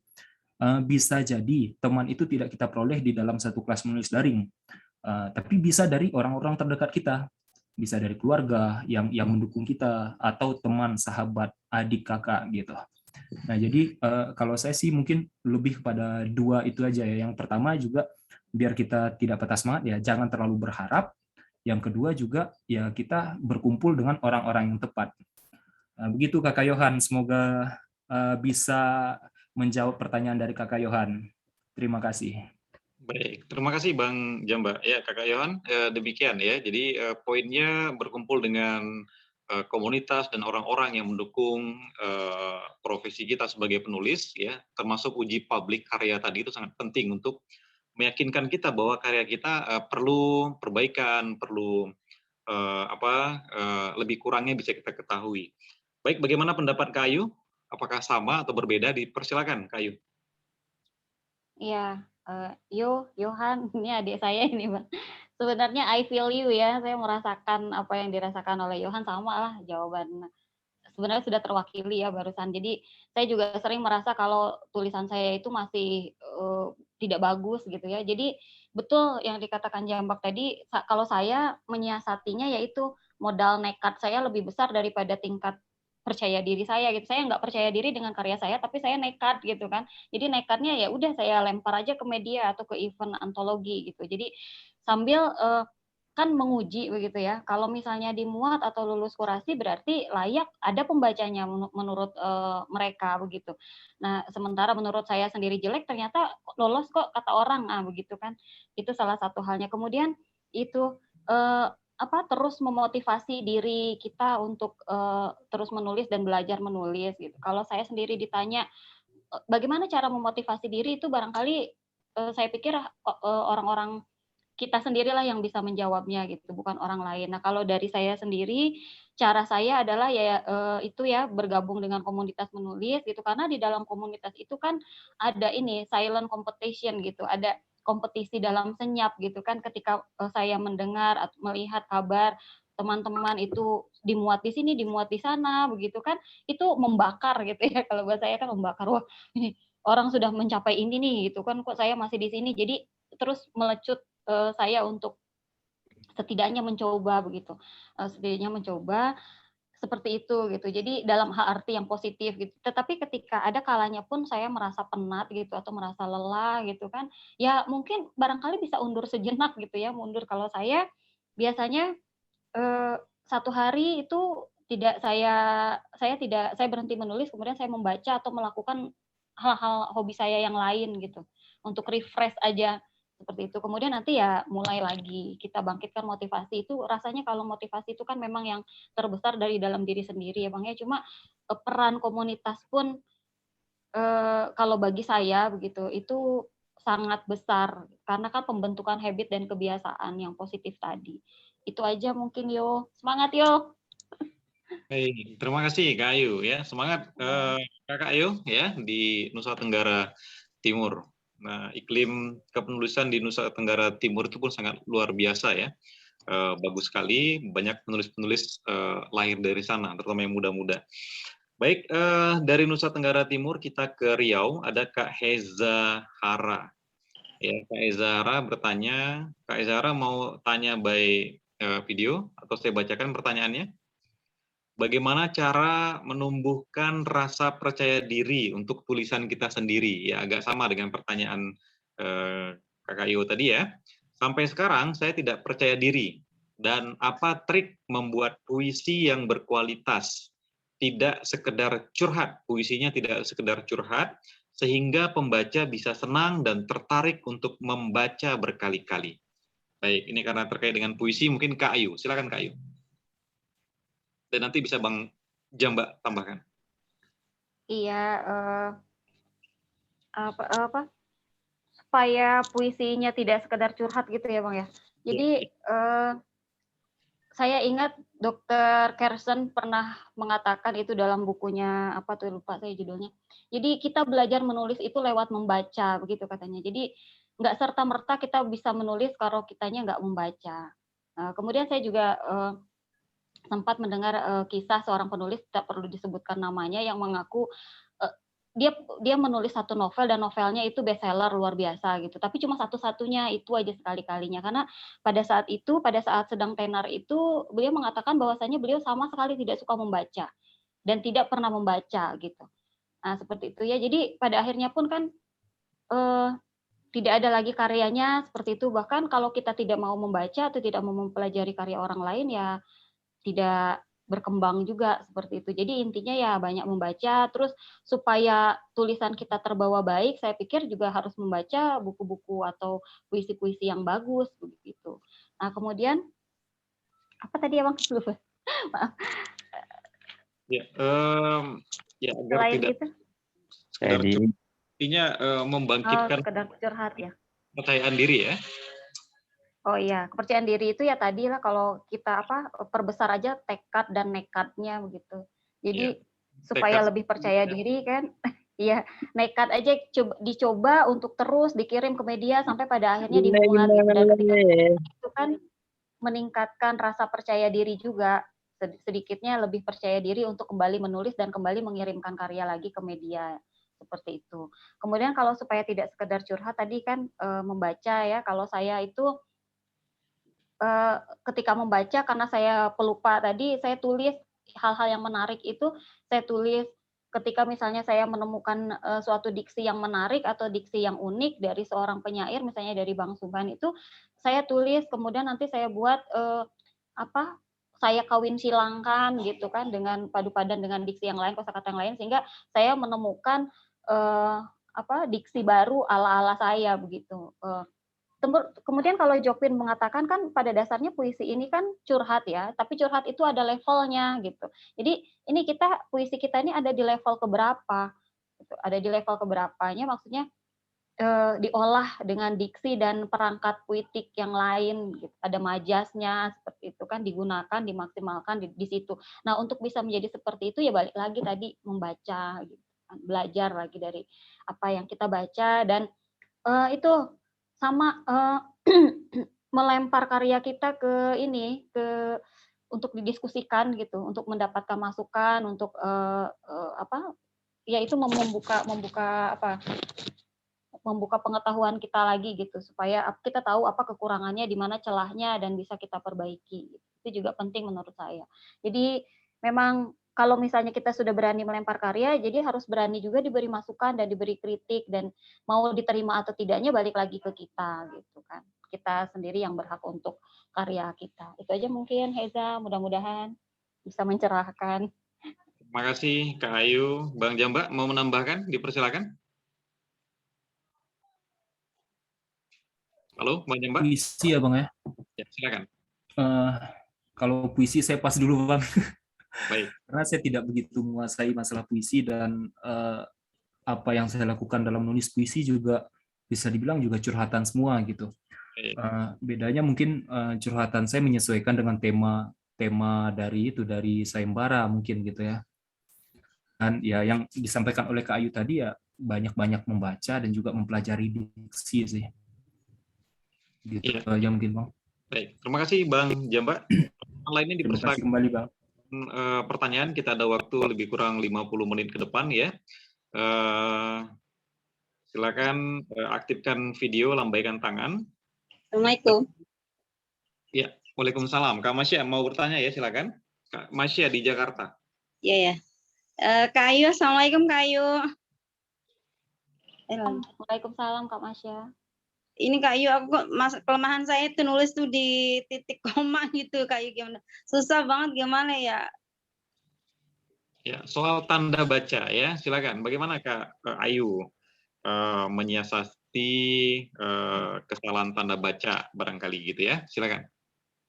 Iya, Sebenarnya kalau masalah puebi saya juga agak agak lemah gitu. Saya banyak belajar dari Kak Dian Sarmita dan Kak Wace ya, Kak Anita Aisyah, Kak Dona juga, Kak Iva juga di kelas menulis daring. Jadi menurut saya dengan bergabungnya Kak Masya dengan kelas menulis daring ini sudah langkah yang sangat tepat gitu, sama seperti yang saya rasakan. Karena bahkan untuk menulis komentar pun titik komanya akan dikomentari lagi oleh teman-teman yang lain kan. Dari situ membentuk kebiasaan kita juga untuk mulai menulis dengan tertib gitu. Yang awalnya nggak tahu kita gunakan koma itu di mana, akhirnya jadi tahu seperti itu kan.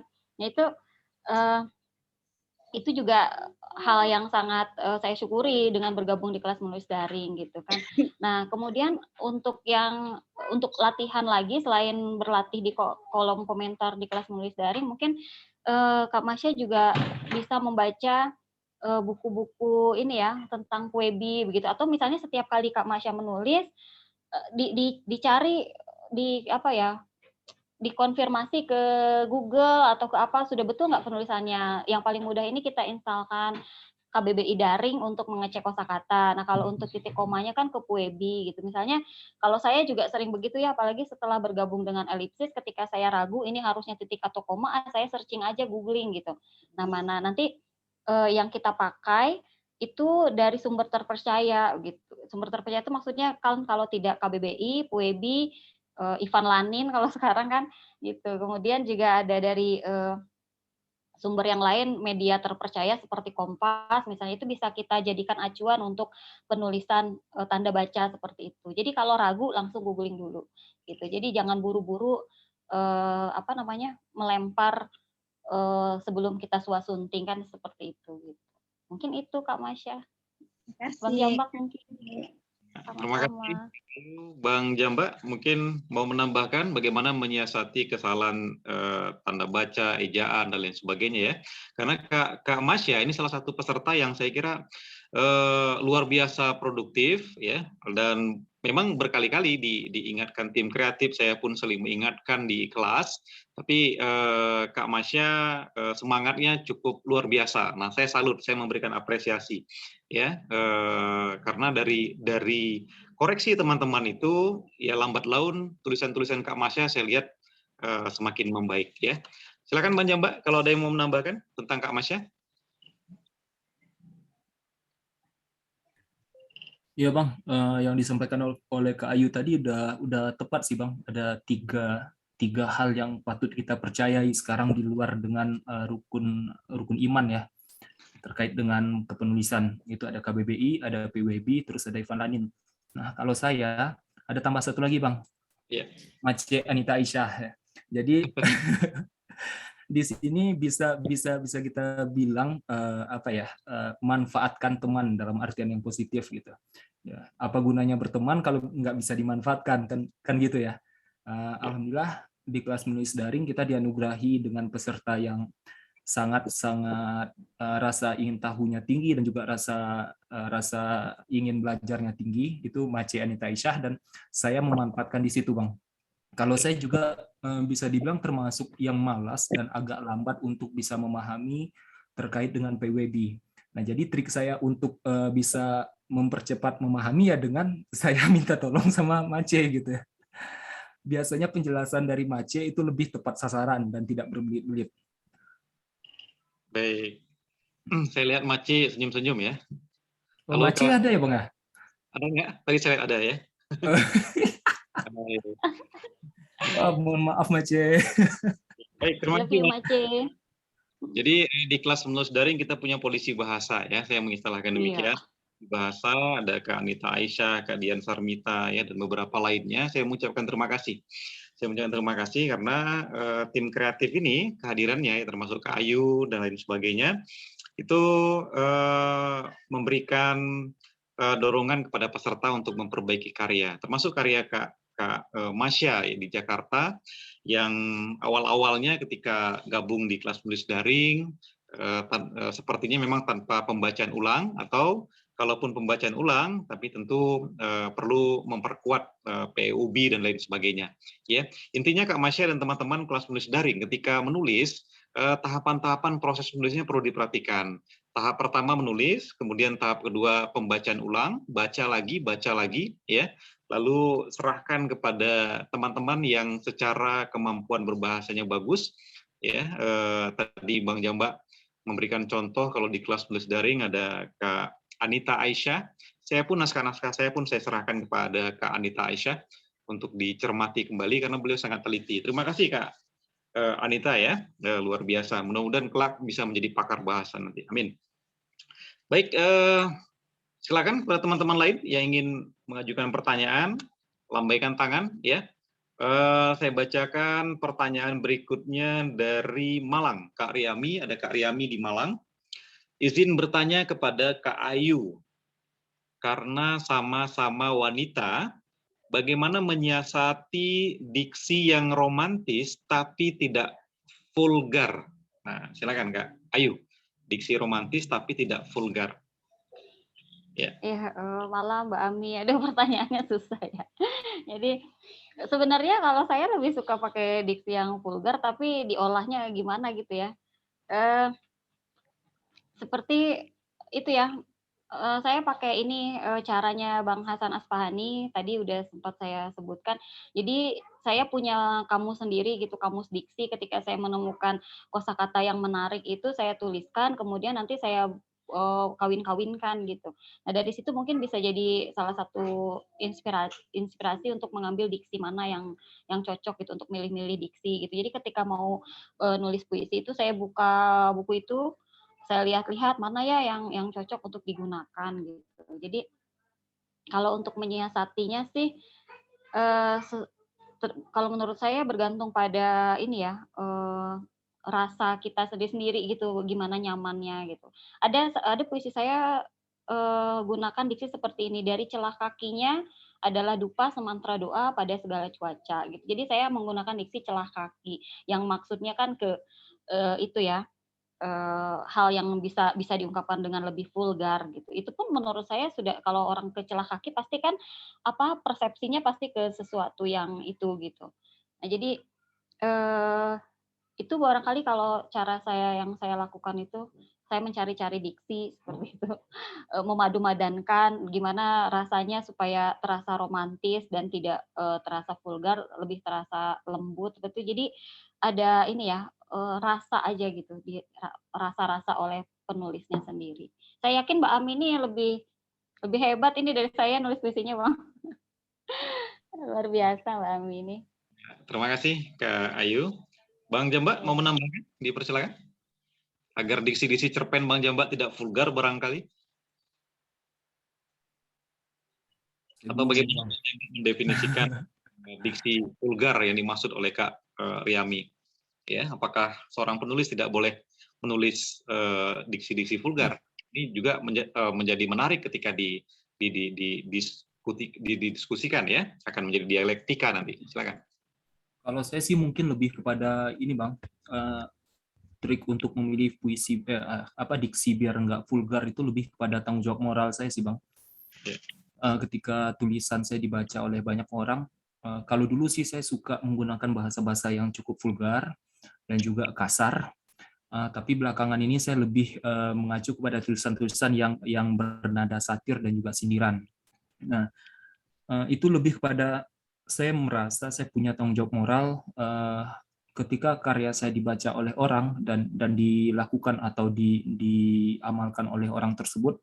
Ketika itu baik, insya Allah itu akan menjadi pahala. Tapi ketika itu buruk dan dilakukan oleh orang, itu akan menjadi sebuah dosa jariah gitu.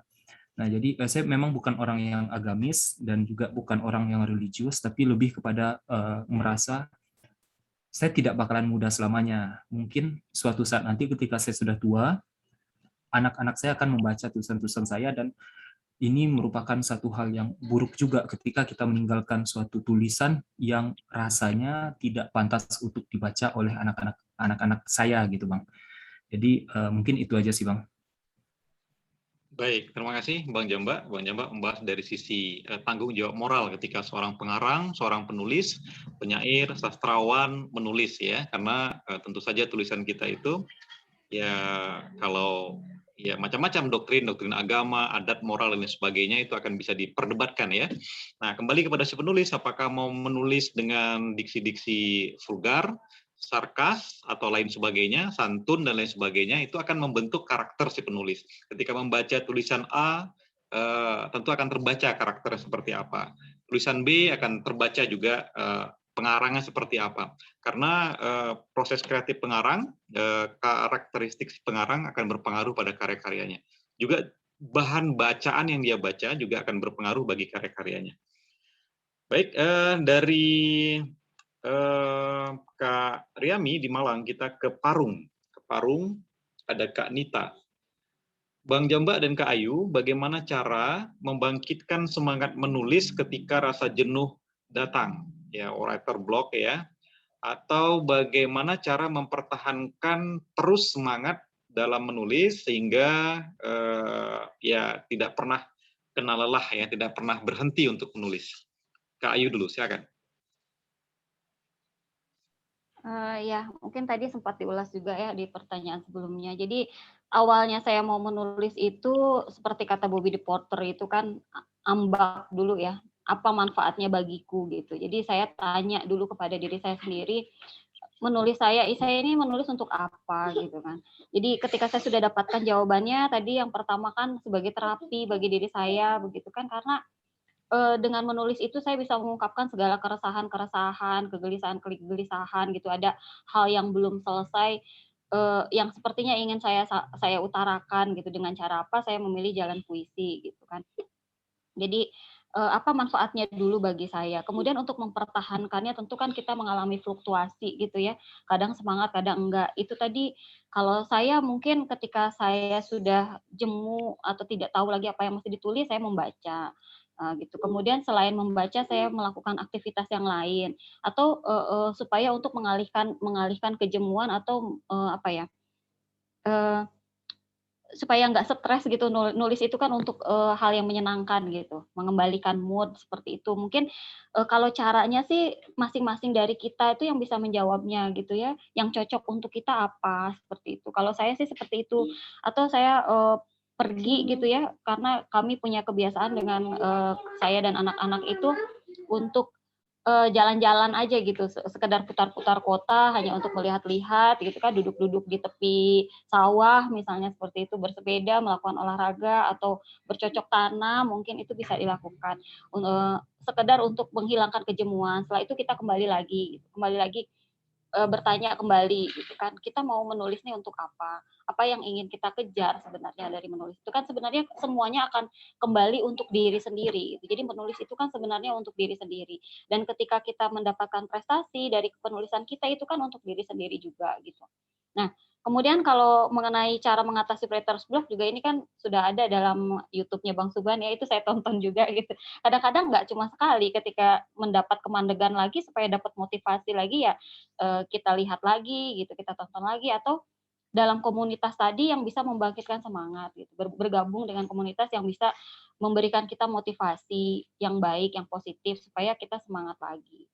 Tapi pada intinya sih yang terbesar ya harus dari dalam diri sendiri dan kita yang mencari gitu, apa yang bisa kita lakukan untuk memotivasi itu. Mungkin itu dari saya, Bang. Baik, terima kasih Kak Ayu ya, motivasi dari dalam. Bagaimana cara mempertahankan semangat menulis agar terus eksis? Bang Jambak, silakan untuk Kak Nita di Parung. Terima kasih Bang Subhan, terima kasih Kak Nita. Ya, Kak Bang Jambak, kita ketahui bahwa Bang Jambak juga seorang ASN ya, sangat sibuk sekali dengan tugas-tugasnya. Tentu bagaimana kiat mempertahankan semangat menulisnya di tengah kesibukan itu barangkali. Silakan Bang. Ya, kalau masalah mempertahankan semangat itu saya rasa mungkin tidak mungkin ya, semangat itu bisa dipertahankan terus. Pasti ada titik jenuhnya, ada titik kulminasinya. Dan saya sendiri juga seperti yang saya sampaikan pada saat perkenalan tadi, saya lebih dari 2 tahun malah itu menonaktifkan Facebook sebagai media sosial saya satu-satunya. Dan ketika itu juga saya hampir tidak menulis satupun kecuali laporan kegiatan pekerjaan. Nah, menarik apa yang disampaikan oleh Kak Ayu tadi, bahwasanya untuk menjaga atau mengembalikan semangat yang sudah sempat menurun adalah kita bergabung dengan komunitas-komunitas yang bisa membawa kita dalam pandangan yang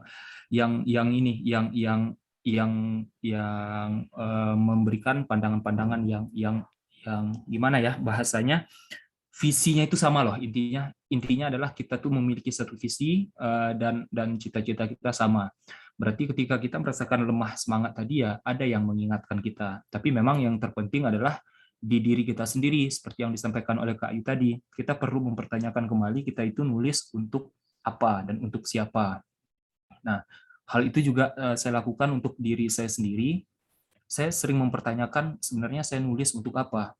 Kalau dulu ketika pertama kali saya menjadikan senior saya sebagai panutan untuk nulis, saya menulis itu adalah untuk biar banyak cewek-cewek yang mengagumi saya gitu. Nah, jadi kalau sekarang sih nggak ada perasaan seperti itu ya, insya Allah. Kalau sekarang saya nulis ya karena memang pengen nulis saja gitu, atau pengen meluapkan apa yang saya rasa gitu.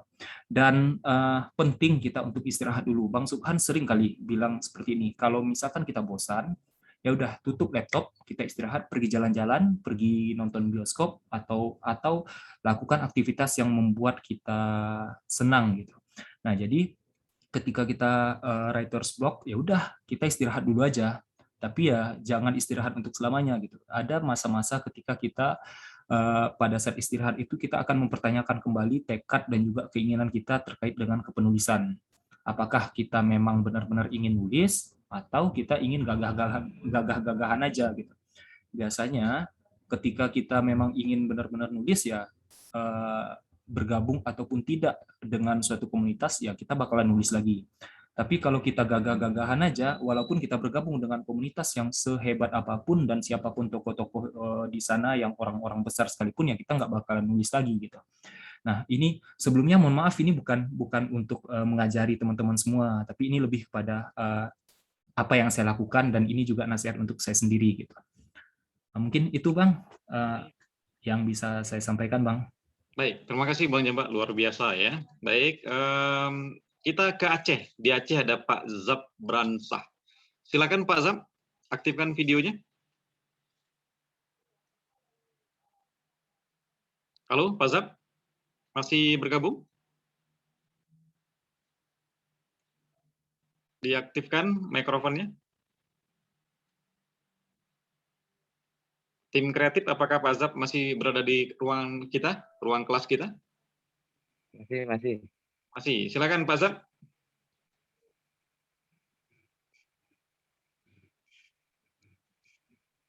Halo Pak Zab.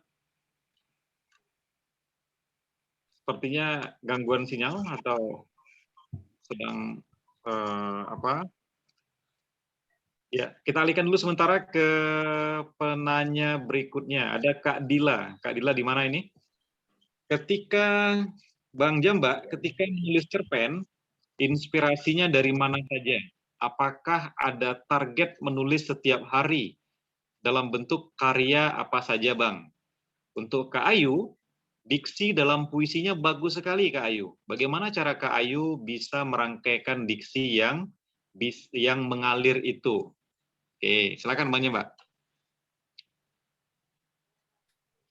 Terima kasih Bang Subhan. Dari Kak Dila ya Bang ya? Iya, Dila.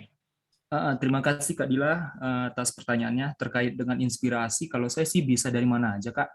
Biasanya sih ide itu lebih sering muncul ketika, mohon maaf, ketika saya lagi di dalam toilet gitu. Cuman saya sadar bahwasanya ide yang dibangun di dalam toilet itu nggak bagus, dan ini diingatkan juga oleh salah seorang instruktur tamu kita, Pak Sulaiman Junet, bahwasanya bahkan ketika kita masuk WC aja, kita sebagai umat muslim itu harus berdoa gitu. Jadi dan saya mengalihkan kebiasaan saya ketika mendapatkan ide ketika di WC, nah itu tidak pernah saya lakoni lagi. Jadi saya mengalihkan dengan cara lebih mengamati sekitar, lebih mengamati lingkungan. Nah, kalau di Minangkabau, Sumatera Barat yang kita kenal sekarang, itu ada gium kita, ada gium kami, itu alam tak kambang jadi guru. Jadi kita bisa mempelajari semuanya itu di alam, sepanjang alam terkembang, di situ ada ilmu yang terbentang gitu. Nah, jadi sekolah itu bisa di mana aja, kurikulum itu bisa apa aja, dan siapa saja bisa menjadi guru. Nah, jadi bisa itu ketika saya jalan, naik motor, terus ketika lampu merah, baru lampu hijau, kena titit-titit, kena klakson sama orang-orang di belakang, nah itu bisa saya jadikan sebagai cerpen. Tapi itu baru tema gitu. Nah, terus bisa ketika anak saya mungkin rewel atau nangis, saya kehabisan akal, nah itu bisa juga saya jadikan sebagai suatu inspirasi. Tapi biasanya saya ketika mendapatkan suatu inspirasi ataupun tema-tema, itu saya biasakan mencatat di HP. Nah, ketika saya catat di HP, terus saya bikin voice note atau pesan suara terkait dengan premis apa yang saya inginkan terkait dengan cerpen itu. Nah, kalau misalkan saya punya waktu dan tidak ada kerjaan yang mendesak, saya akan mengupayakan untuk mengeksekusi cerpen-cerpen yang menurut saya lebih menarik terlebih dahulu. Itu kalau ada waktu. Nah, terkait dengan target harian, dulu saya pernah menargetkan satu hari itu minimal selesai satu cerpen. Ternyata sangat-sangat tidak realistis dan tidak memungkinkan untuk bisa membagi waktu antara pekerjaan, antara menulis dengan keluarga. Karena saya sadar saya hidup itu harus untuk keluarga gitu. Jadi kebanyakan saya nulis cerpen, satu cerpen aja itu bisa berhari-hari. Nah, itu nggak masalah. Jadi kembali lagi, kita tidak perlu kuantitasnya, tapi lebih pada kualitasnya. Walaupun saya juga tidak berani mengatakan cerpen yang saya tulis itu adalah cerpen yang berkualitas, tapi setidaknya ketika saya menyelesaikan satu cerpen itu melalui perenungan dan juga proses yang lebih mendalam gitu. Gitu Kak Dila. Baik, terima kasih Bang Jamba. Kak Ayu, diksi puisinya bagus sekali Kak Ayu. Bagaimana cara Kak Ayu merangkaikan diksi yang bisa mengalir demikian ya? Ini apresiasi dari penanya. Silakan. Ya, terima kasih Kak Dila. Aduh, malu sebenarnya saya. Jadi untuk diksi itu sebenarnya ketika menulis apapun gitu ya, sama seperti yang disampaikan oleh Jambak tadi, cerpen atau puisi kita harus punya alurnya dulu gitu. Jadi ketika mau menulis misalnya ditentukan temanya apa gitu. Saya memikirkan dulu apa sih yang mau saya ceritakan ini gitu. Bagaimana alurnya. Nah, sebelum nantinya kita cari diksi-diksinya gitu. Kita cari diksinya yang sesuai dengan cerita yang mau kita ungkapkan itu. Kemudian yang kedua biasanya saya melakukan ini ketika ada tema atau saya ingin menulis sesuatu, sudah ada alurnya, saya rasakan dulu perasaan apa yang kira-kira ditimbulkan ke dalam diri saya gitu. Kalau saya mengungkapkannya seperti ini, terasanya apa ya? Sehingga saya harapkan gitu nanti pembaca pun akan bisa menangkap perasaan itu gitu. Sehingga apa ya, kalau penyair itu mengatakan ada ruhnya gitu puisi itu gitu. Jadi saya rasakan dulu seandainya saya yang berada di posisi itu bagaimana ya ketika saya mau mengambil sudut pandang atau point of view-nya apa di dalam puisi itu, sebagai siapa, rasa yang akan saya timbulkan apa gitu, atau apa yang terasa. Nah, itu untuk pemilihan diksi sendiri ya itu balik lagi tadi ya, mengumpulkan diksi itu kan dari membaca gitu, dari banyak membaca. Kita cari penyair atau tulisannya yang cocok dengan kita atau yang kita kagumi, sehingga bisa kita pelajari bentuk tulisannya seperti apa. Nanti akan mempengaruhi pada karya kita gitu. Dengan tetapi tetap kita menunjukkan atau memunculkan karakteristik gitu. Dan itu pun masih saya cari sampai saat ini gitu. Mungkin ya Bang, masih saya pelajari bagaimana caranya supaya bisa demikian, seperti itu.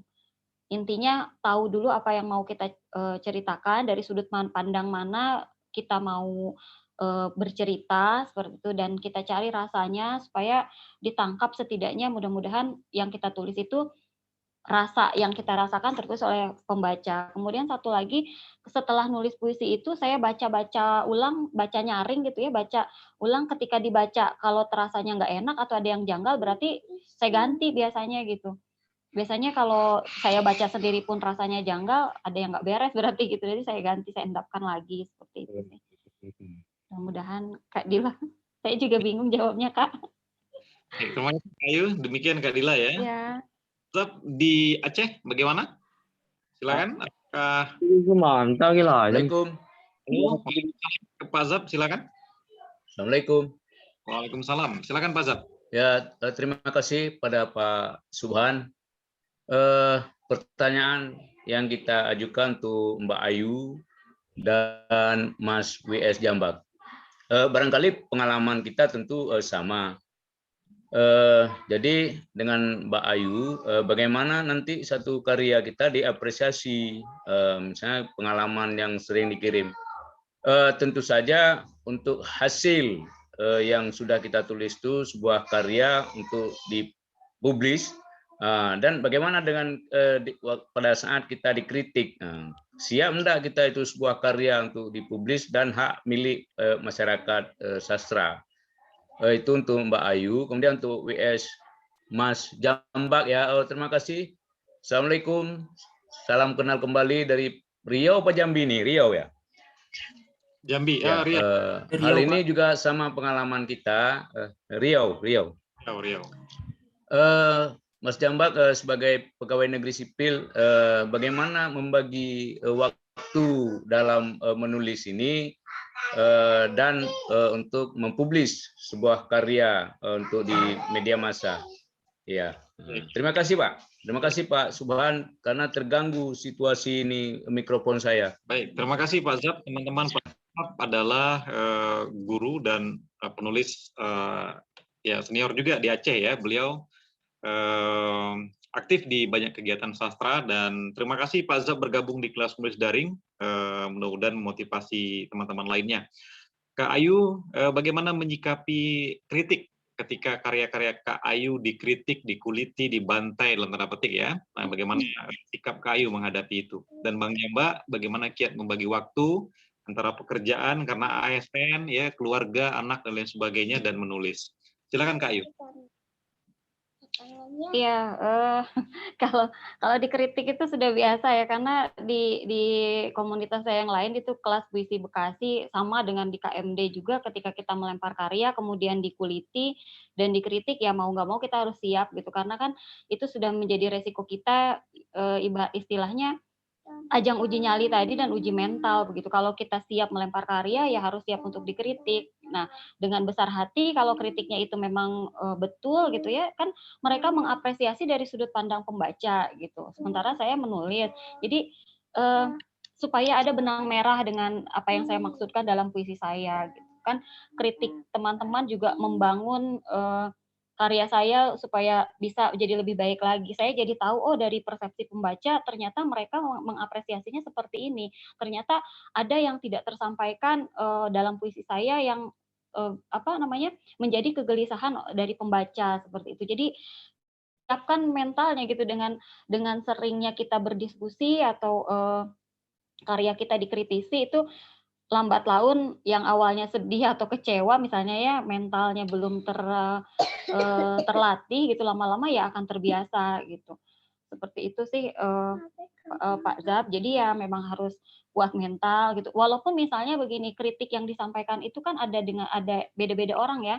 Ada yang dengan cara yang baik, ada dengan cara yang vulgar atau agak kasar dan sebagainya, ya kita harus siap gitu. Karena menjadi penulis masa kini itu kan nggak ada satupun yang tidak diperjuangkan begitu, tidak ada yang instan. Kalau bagi saya sih seperti itu yang saya alami gitu. Menjadi bagus pun kan harus diupayakan gitu. Dan saya sangat bersyukur justru ketika dikritik karena saya jadi tahu di mana kelemahan puisi saya itu, tulisan saya itu. Jadi terlepas dari bagaimana cara orang tersebut mengungkapkannya, yang saya ambil intinya adalah ada ilmu yang bisa saya ambil gitu.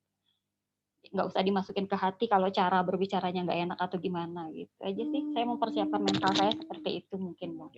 Terima kasih Kak Zab. Ya, jangan masukkan ke hati ya, menarik sekali. Jadi ya, terima kasih. Penulis ya, ada penulis, ada pembaca. Nah di tengah-tengah itu antara penulis dan pembaca ya harus ada kritikus. Nah kritikus artinya orang yang paham teori dan lain sebagainya. Pembaca sebenarnya kritikus juga ya, dalam arti apa yang mereka baca tentu tidak mentah-mentah diterima bulat-bulat. Nah, apresiasi kritik ini sangat penting saya kira teman-teman, dan tidak usah baper, tidak usah sedih ketika dikritik negatif dan lain sebagainya, karena itu adalah salah satu cambuk untuk kita belajar lebih baik lagi. Terima kasih Kak Ayu. Kemudian bagaimana Bang Jambak membagi waktu di tengah kesibukan dan menulisnya? Silakan Bang Jambak. Ya, terima kasih Bang. Terima kasih Pak Zap atas pertanyaannya. Sebenarnya saya merasa nggak enak ini ketika Pak Zap bertanya. Pak Zap itu jauh lebih senior dari saya terkait dalam hal pekerjaan ataupun dalam hal kepenulisan gitu. Mungkin saya nganggapnya ini pertanyaan lebih kepada ujian ya Pak ya. Nah, jadi kalau saya sih biasanya itu lebih kepada itu aja Pak, membuat skala prioritas, tapi tetap yang paling utama itu prioritasnya adalah keluarga. Jadi ketika saya melihat semuanya bisa terkondisikan, ya saya nulis. Ketika semuanya saling berkejaran dan tidak bisa saling didahulukan satu sama lain, ya saya berhenti dulu nulis Pak. Jadi yang pertama keluarga dulu, baru pekerjaan, dan yang ketiga menulis. Mungkin itu aja Pak. Baik, terima kasih Bang Jambak. Demikian Pak Zap ya. Kita masih ada waktu lebih kurang 15 menit teman-teman. Silakan mengajukan pertanyaan lainnya. Saya bacakan penanya dari Kak Listio di Bekasi. Assalamualaikum Kak Ayu, pernah punya pengalaman menulis puisi yang diendapkan sangat lama? Pernah punya pengalaman menulis puisi yang diendapkan sangat lama? Tidak, sebab sulit atau kendala lain? Dan kenapa kendalanya? Jadi, apakah Kak Ayu pernah menulis puisi yang proses kan Kak Ayu? Ya, pernah ya diendapkan sangat lama, bahkan ada juga yang nggak selesai sampai sekarang gitu. Hilang aja idenya dan hilang moodnya gitu di situ. Bahkan ketika saya menulis satu puisi, maksudnya mau bikin puisi ini, tiba-tiba kok jadi terpecah gitu ya. Bait berikutnya kok nggak nyambung ya, akhirnya saya pecah jadi 2 puisi gitu. Dan itu prosesnya juga nggak langsung jadi.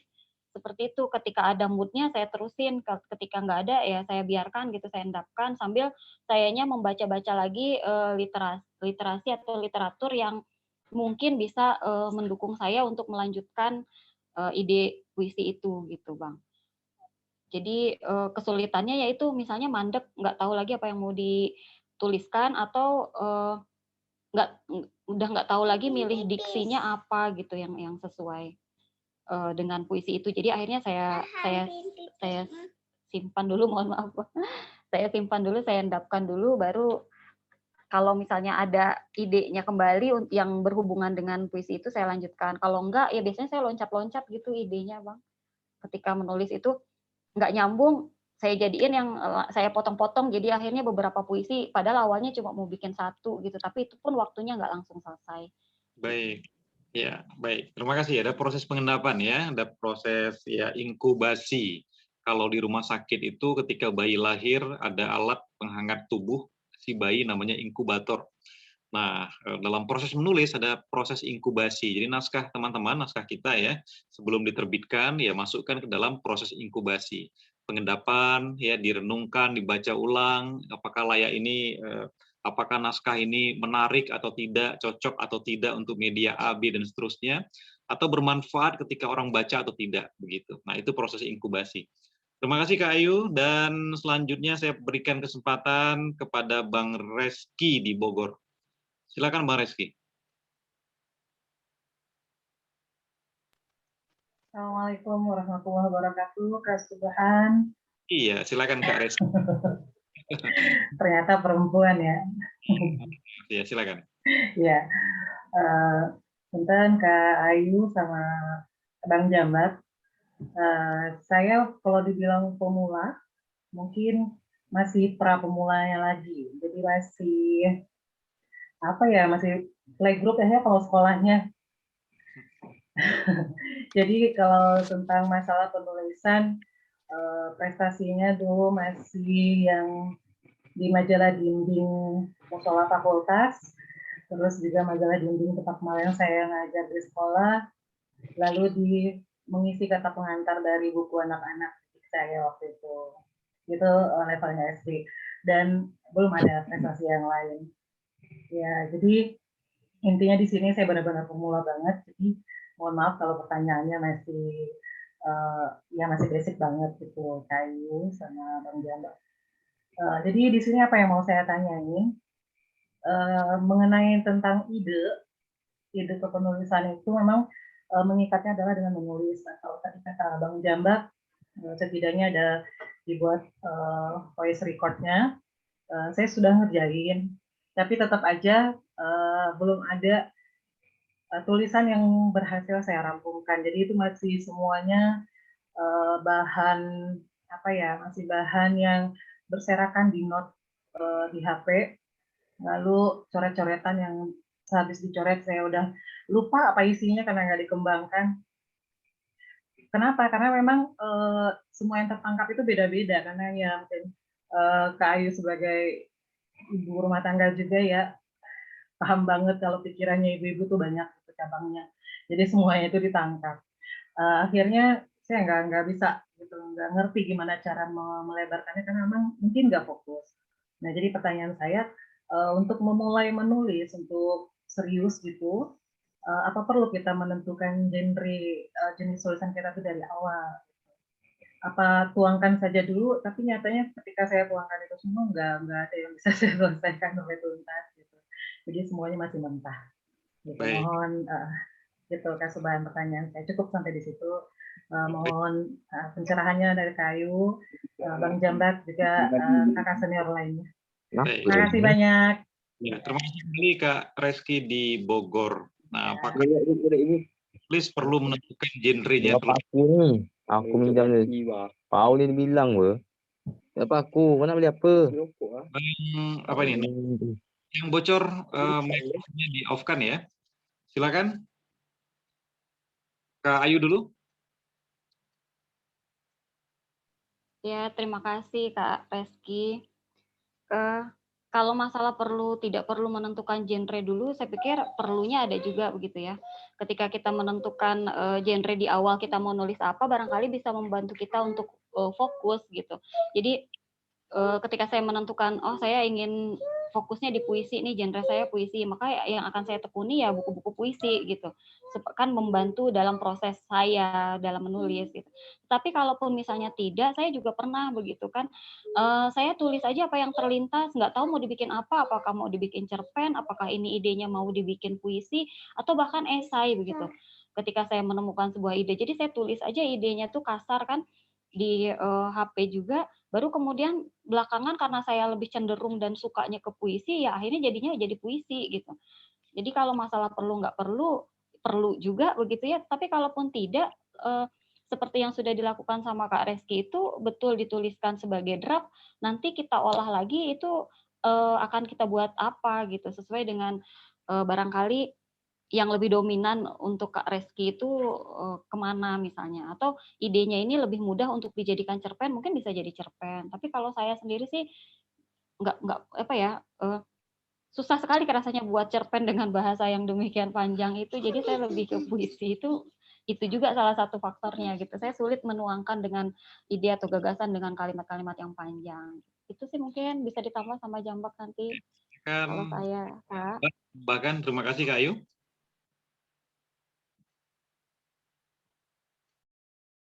Ya, silakan Mbak Jambak. Halo, Mbak Jambak. Halo, Mbak Jambak. Sepertinya terlempar sinyalnya. Atau mikrofonnya diaktifkan, Mbak Jambak? Lagi keluar mungkin. Oh, baik. Sedang ke belakang kayaknya, Bang. Ya.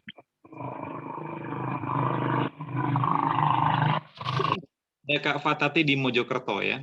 Ada Kak Fatati di Mojokerto. Tanya Bang Jambak dan Kak Ayu. Kak Ayu dulu nih. Tema-tema apa yang suka ditulis dalam karya-karya Kak Ayu? Terutama cerpen kalau untuk Bang Jambak dan puisi untuk Kak Ayu ya. Dan bagaimana proses kreatif Kakak, terutama setelah mendapatkan ide lalu dituangkan menjadi tulisan. Nah, silakan Kak Ayu dulu. Ya, kalau saya jawabannya dua mungkin ya. Yang pertama kalau saya ikutkan untuk event antologi berarti kan temanya itu sudah ditentukan oleh penyelenggara event gitu. Jadi saya mengikuti dan saya melakukan kenali tadi ya, saya melakukan riset, membaca apa kira-kira yang ingin saya tuangkan tentang apa seperti itu. Tapi kalau misalnya untuk nulis selain untuk event, saya memilih ini masalah-masalah yang berkaitan dengan anak dan perempuan gitu. Jadi permasalahan sosial yang berkaitan dengan anak dan perempuan. Entah ya, mungkin ada ketertarikan tersendiri aja gitu ketika melihat permasalahan-permasalahan yang dialami oleh anak dan perempuan ini gitu kan, banyak ketimpangan, banyak yang kasus gitu ya, banyak kasus yang sebetulnya layak untuk diungkapkan gitu, kadang-kadang dilupakan gitu ya dengan sistem kita yang ada pada saat ini, dan saya ingin mengangkatnya dalam puisi gitu. Itu kemudian kalau dari proses kreatifnya sendiri, ketika kalau untuk event antologi atau lomba, ya itu pasti karena terikat sama deadline ya. Jadi proses kreatifnya dipaksa gitu, perang batin ya. Saya ikut apa enggak nih gitu kan. Saya putuskan untuk ikut atau enggak. Dan ketika saya putuskan untuk ikut harus saya selesaikan. Walaupun misalnya selesainya di malam deadline itu.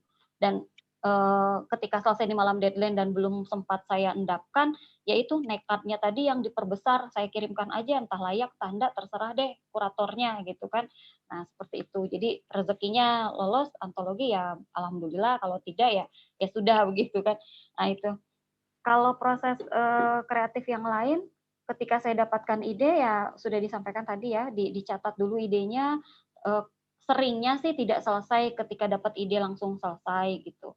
Karena ketika saya dapat ide, kemudian ketika menuliskan diksinya, memilih diksi itu kan perlu berulang-ulang, dihapus ulang seperti kata Kak Kuni kemarin itu. Jadi saya sering nulisnya cuma baru 2 larik gitu ya.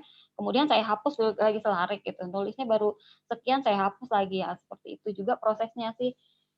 Dan diselingi dengan membaca gitu kan, supaya terangsang lagi sih kira-kira seperti apa yang ingin saya ungkapkan.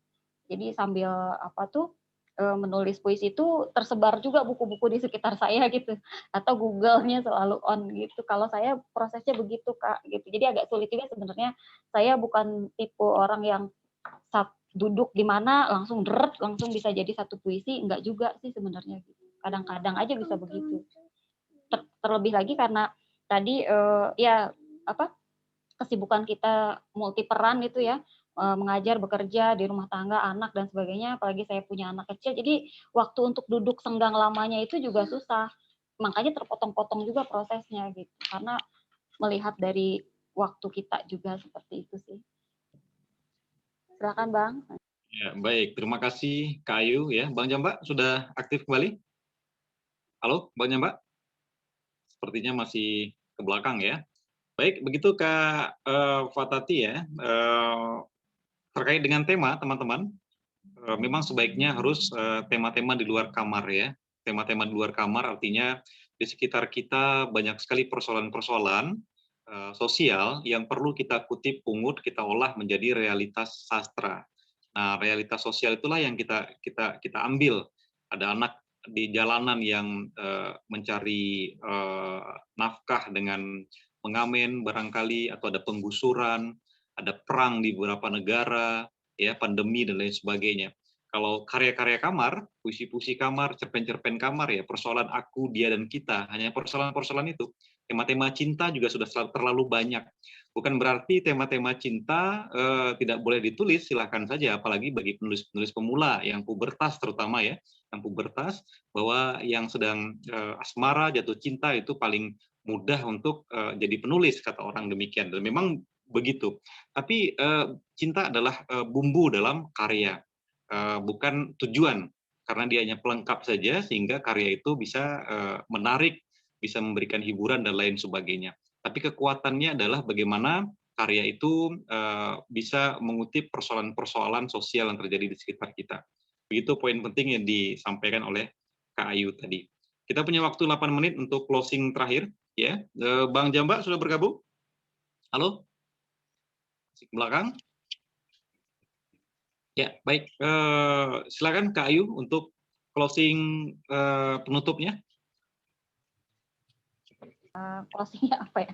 Jadi sebenarnya intinya saya menggunakan ilmu KMD aja udah gitu ya, ke sirkulasi tulis, kirim, dan lupakan, kemudian tulis lagi gitu, itu manjur untuk saya gitu Bang.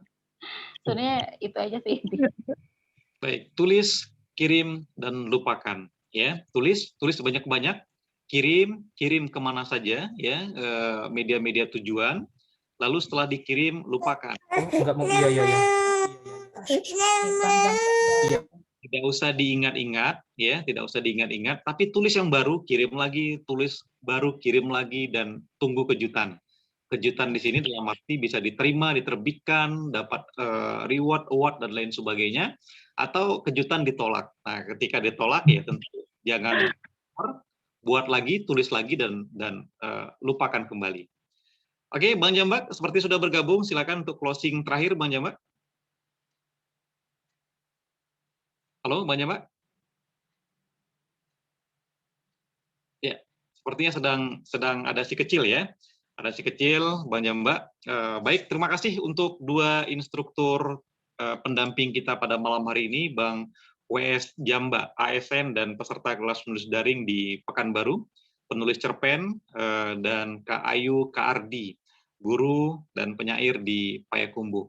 Kelas-kelas seperti ini yang kita berikan kesempatan kepada peserta kelas menulis daring yang sudah terlihat kemampuan menulisnya, itu akan kita lakukan sebulan atau 2 bulan sekali, dan setiap pekan Senin malam kita akan mengundang instruktur tamu di luar KMD. Nah, silakan dimanfaatkan ya, instruktur tamu di luar KMD itu ilmu dan pengalaman mereka sangat luar biasa, dan mereka orang-orang yang luar biasa. Kalau kita undang kelas premium, mereka itu bayaran sangat tinggi. Tapi kemampuan lobby, pendekatan, dan lain sebagainya memudahkan kita untuk berdekatan dengan mereka, dan saya berharap teman-teman serius untuk memungut ilmu dan pengalaman dari mereka. Untuk kelas malam ini, ya, saya berikan kesempatan juga kepada peserta untuk membuat catatan apakah berbentuk esai, reportase, ya, dan rangkuman lainnya yang bisa dikembangkan dalam bentuk tulisan lainnya. Lalu nanti kirim ke tim kreatif, nanti akan dikurasi, lalu kita berikan kesempatan untuk terbit di majalah Digital Ellipsis.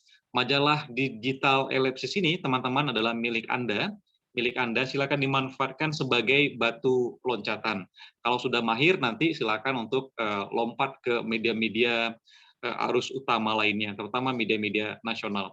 Sekali lagi terima kasih banyak kepada Bang WS Jambak, Kak Ayu, dan seluruh peserta kelas menulis daring, baik yang aktif di luar kelas menulis daring. Kita bertemu pekan depan. Perbanyak maaf. Assalamualaikum warahmatullahi wabarakatuh. Waalaikumsalam warahmatullahi wabarakatuh. Terima kasih Bang. Mohon maaf semua teman-teman.